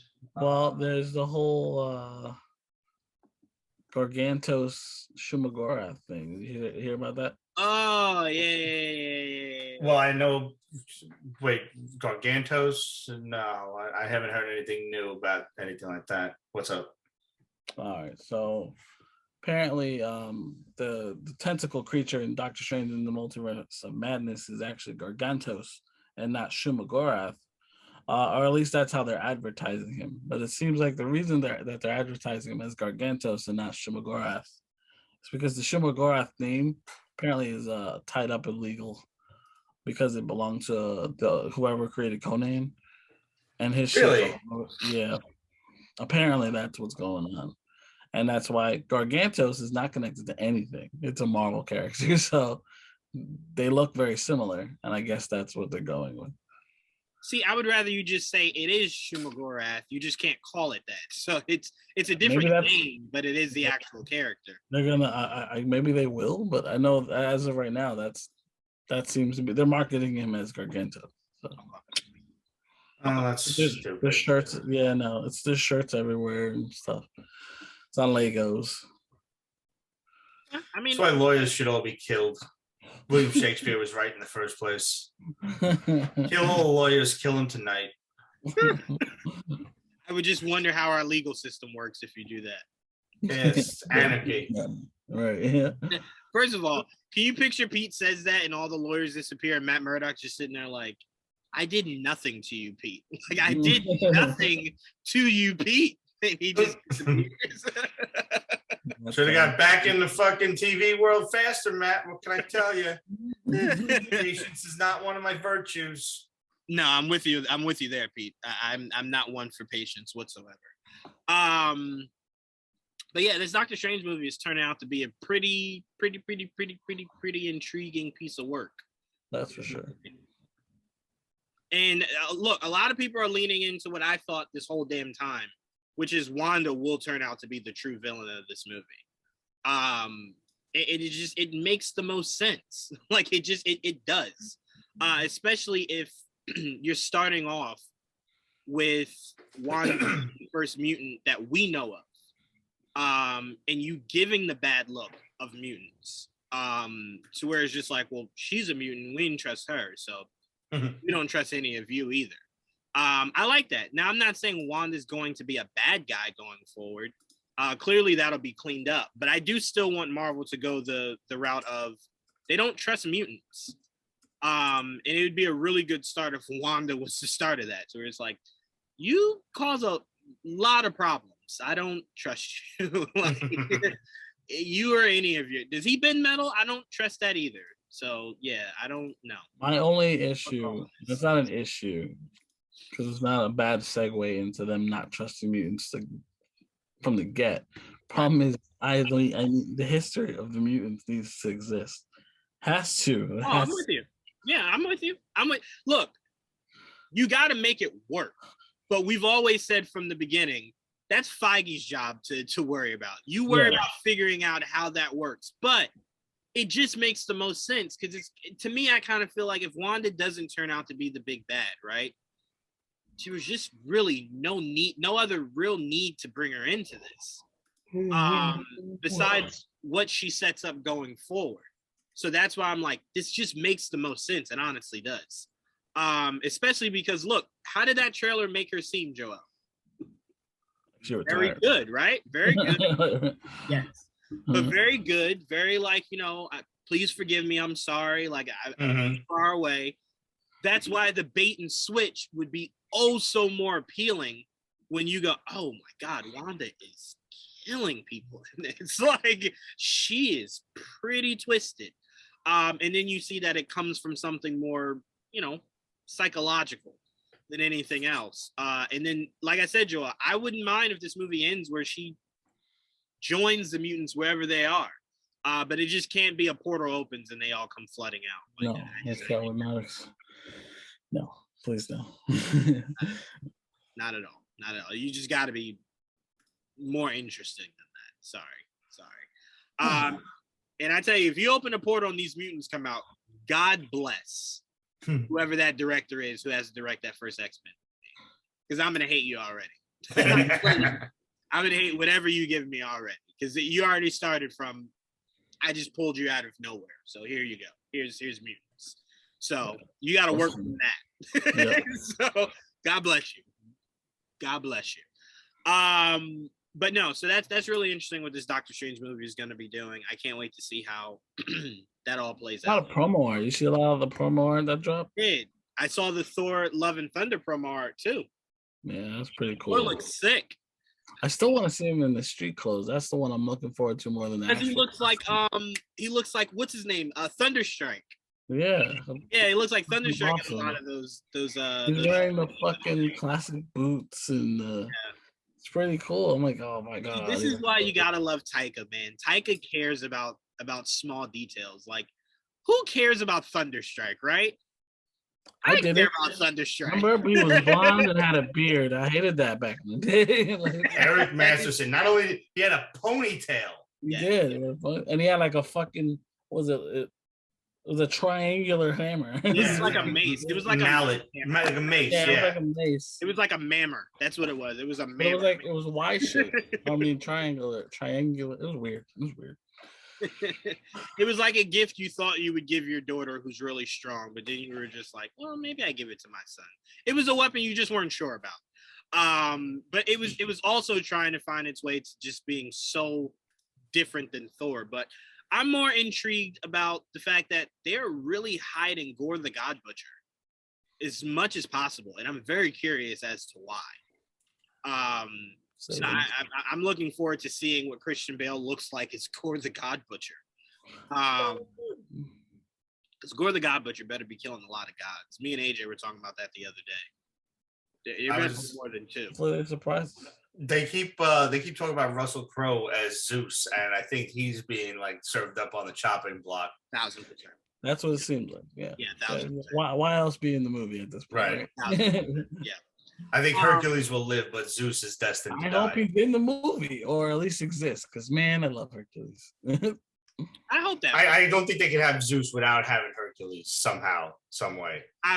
We know the MCU. They 1,000% can. Should they? Oh, no. yeah, I know. Will they? Possibly. I mean, this is one picture. I've sent this. Sorry, excuse me. Woo, gas came out of nowhere. Happens to the best of us. Gas was a surprise, bitch. But there was this picture. Remember when they did? It was not long after Miles and Kamala and Nova left the Avengers, because they were part of the Avengers for a short bit, and they left, and it was just left with like Falcon, Captain America, and Jane, Thor, and that team. Mm-hmm. And I remember showing that picture. I'm like, the Avengers is gonna look like this in the movie someday. And it's pictures of them two, Vision and Hercules, and somebody, I forgot who else was something. I'm like, this is what, and look, it's exactly what's happening. Like, almost exactly what's happening. Like almost this similar formation of characters. I don't know when we're gonna get Hercules, but I hope he's introduced, because he's one of my favorite fictional characters. And well, look, you have two chances so far. Just talking about what we know so far. First time was Eternals. I understand that you didn't. No problem. Your second chance is Thor: Love and Thunder. If you don't do it there, I mean, that means you're going to shoehorn him in somewhere else. Like, I don't know why they just love forcing stuff. Like, you had an organic way to do it. Just do it organically. So it'll be interesting. It'll be very interesting to see. But you brought up a name that we haven't really talked about. When will they reintroduce White Vision? Like, he just left. They may never. They will. No, you 100% have to. But it's like, what project makes the most sense that's been announced that he could pop up in? It's a good question. I don't know. Like, if it wasn't for the fact that he became himself again, I would say it'd be very intriguing to see him in Armor Wars, like him wanting to take over as much technology and power as possible. But he became Vision again. So that's just like, well, that doesn't make any sense. So I'm like, I don't know what project makes the most sense for him to pop up in. West Coast Avengers. I think we could do West Coast Avengers. I would like that. Oh, man. Bro, I keep waiting for Clint to give the line of someone saying, well, what will you do now? Well, I've always thought about maybe heading to the West Coast. Like, yeah, Clint, yeah. Give me West Coast Avengers. I don't want West Coast Avengers without Clint. That's all. I wouldn't argue that. I mean, I would like to see them assemble a West Coast Avengers. That'd be cool. But you know what's the most frustrating thing about wanting West Coast Avengers, Joel? So we barely have an Avengers team now. So you would have to fully assemble the Avengers, then give a reason enough to why you separate part of it to a West Coast and leave the rest here. So yeah, we got to worry about the main Avengers first. Right. We're splitting the West. And we got to see how that shakes out. Right. So that'll be interesting to see. But yeah, West Coast Avengers is something I thought they would maybe do after Endgame. So when they didn't, I was just like, maybe they just don't do that. Like, maybe I just never get this. This seems very likely. It's quite possible. But all right, I don't want to end this episode without doing figures. JD didn't make it onto this episode. So I do want to show Joel did get to see this figure, Pete. What is it? I got Venom. That's really cool looking. Joel likes this design here. It's growing on me now having the figure and just like looking over at it every day. I'm like, it's not bad. It's not. It's not. I obviously prefer the spider, but Right. They did a good job. Like that's a good, it's all like, white it veins. looks like Venom. It looks like Venom. It That's looks what like, I'm saying. without a doubt, it looks like Venom. Right. Now I don't know what the sculptor was doing with his toes. I don't know what that is, but this is definitely Venom, and I love that. The whole sculpt and everything is freaking epic. I love that, bro. This Venom's awesome. So I have this Venom standing right next to Tom Holland's Spider-Man Unmasked, and it's such a beautiful sight to see that. It's like, if only the MCU would do this sooner rather than later. This is gonna be so epic. But I also pre-ordered the Winter Soldier from literally the Winter Soldier Captain America movie. I pre-ordered Doctor Strange, Wong, and America Chavez from the Multiverse of Madness line. Mordo, I think I'll get at some point. Also, those other. Oh, by the way, you remember, Joel, the beast that all these figures build from the Multiverse of Madness? Like, remember the photo that you sent me? Remember the guy with the horns? Yeah. He's in the trailer. Yeah. Richard, what's his name? Richard, some shit. Something like that. But I had no idea who that character was. I thought they just made that up for the toy line. No. Like, wait, no, I see him in the trailer. It's called, his name is Rintra. Yeah. Apparently a man named Adam Hugel is playing him. That'll be interesting. But look, we've never really seen a whole bunch of other sorcerers. So this movie will definitely stretch its legs in that field. Yeah, it's gonna be very interesting. It's going to be very intriguing. That's for goddamn sure. But Pete, did you get anything new? Oh, no. I think you guys have seen most of it. I did pick this up. A while back, we had actually she's been on a couple of times. Maria DeAngelis, who was the Harris Comics Vampirella model from back in the 90s, and she's still as hot as ever. But I managed to pick up one of the figures that actually like has her likeness to it. So I'm going to try to get Maria back on the show at some point. And yeah, this is like the only way that's going to happen without the glare from the stupid screen. Just to have her on and the fact that she has no clothes on. I like that. Yeah, well, that's Vampirella for you. So I'd like to have her sign this, and maybe we can do like a giveaway on the show or something. And my nephew, actually, my niece and nephew, for my birthday, got me a Funko Pop of Octo Spidey, which I have no idea where in the Spider-Man mythos this comes from. So, but he's a pretty cool looking figure. Which is funny because I know of in the comics where Doc Ock is a Spider-Man. Yeah, or Spider-Man is a Doc Ock. So that's I think it's just another Spider-Verse thing, but I don't remember it. It was a Spider-Verse thing, yes. Yeah. Yes. Yeah. Where he was a Spider, which was funny because he would always be like, I'm a bad guy, but I'm a good guy. But I'm a bad guy. And it's like, bro, you gotta make up your mind. Are you helping us or what's happening here? But I do want us all to wish Pete a happy belated birthday. Thank you, brothers. Thank you. Birthday. Pete turned 22. Yeah. Congrats. Oh man, I would punt a fucking kitten to be 22 again. And I love animals. Oh man, somewhere there's a kitten that's just like, would he say? Yeah, there are levels. Like you'll hear me say like I would punt a baby to have like Tom Holland's Spider-Man 4 be out tomorrow. Yeah, absolutely. But like, no, we spare the kittens for that. But to be 22 again, I'm sorry, kitty. Get your ass over here. I'm gonna kick it. I'm just saying, somewhere outside, that kitten heard that and said, "Get the fuck it's out." like babies, kittens, puppies. Oh, there's a rank. Yeah, there's definitely a rank system. It's a hierarchy.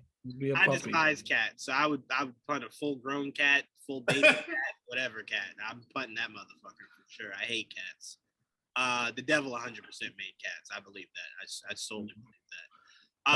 They're just naturally I've become a cat guy lately. I've become very close with a certain duo of cats, and they're a pain in the asses, but I love them. They're just naturally assholes. Like I could show you a million videos of an owner just laying down quietly and the cat just leaning over and just pow pow pow pow pow pow. Like just shit you never get with a dog. Like dogs are just like more naturally like somewhat stupid to where they just do weird shit, right?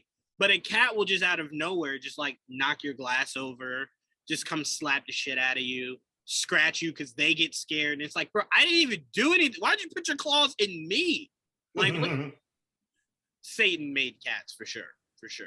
That's why they're so lovable. That's how they lure you in. Yeah. A-holes. Yeah. Yeah. Satan made cats for sure. 100%. 100%. But all right, that's all we got for you guys on this week of Figure It Out. We got some figures in there, so you guys can't say that we didn't, stay back to our traditional, show format. If I bought more toys, I swear I'd show them off. Joe, I'm telling you, I'm getting you into figures. I just am. I don't have room, and it don't matter. I have better places to spend money. Like matter. Let them sleep with you. You know what's funny? What Joel just said is exactly what Joe said right before we talked Joe into going into an extreme spending spree on figures. Joe just said, I got better stuff. I got other stuff to do. It's like, okay. I'm very proud of us for that. That is one of my crowning achievements in life. Yeah.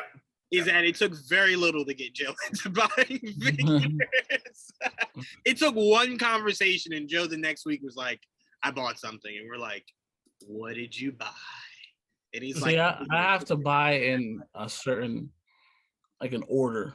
Like I need to, and it's weird, but I don't like randomly having different type of toys everywhere. I just can't, because that seems chaotic to me.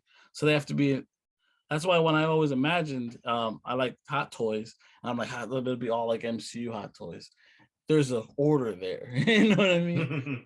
Like that's how I think. That's why I would love a whole case full of that. So what you're saying is, afford that shit. If you were spending your money, you wanted order. But if I buy them and ship them to you, order won't really matter, will it? I have to put them somewhere. That's your problem. My job is just to get them there. I don't care what you do. Like my next thing that's probably that it's a toy that I might want to get is the new Batmobile. I want the Hot Wheel Batmobile, the new from the Batman. Yeah. Mm-hmm. Or I was telling you the other day, I would like the one where you build it, the Lego or the whatever the fuck they call it. Tell. Yeah, they So Pete, so it comes in a 3.75 for the Batmobile. Comes in 6-inch for the Batmobile. Obviously, like Joel said, the Hot Toys and then the buildable ones. Here's my only problem with these Batman figures. They sell the Batman comes with the Batmobile. Looks awesome, right?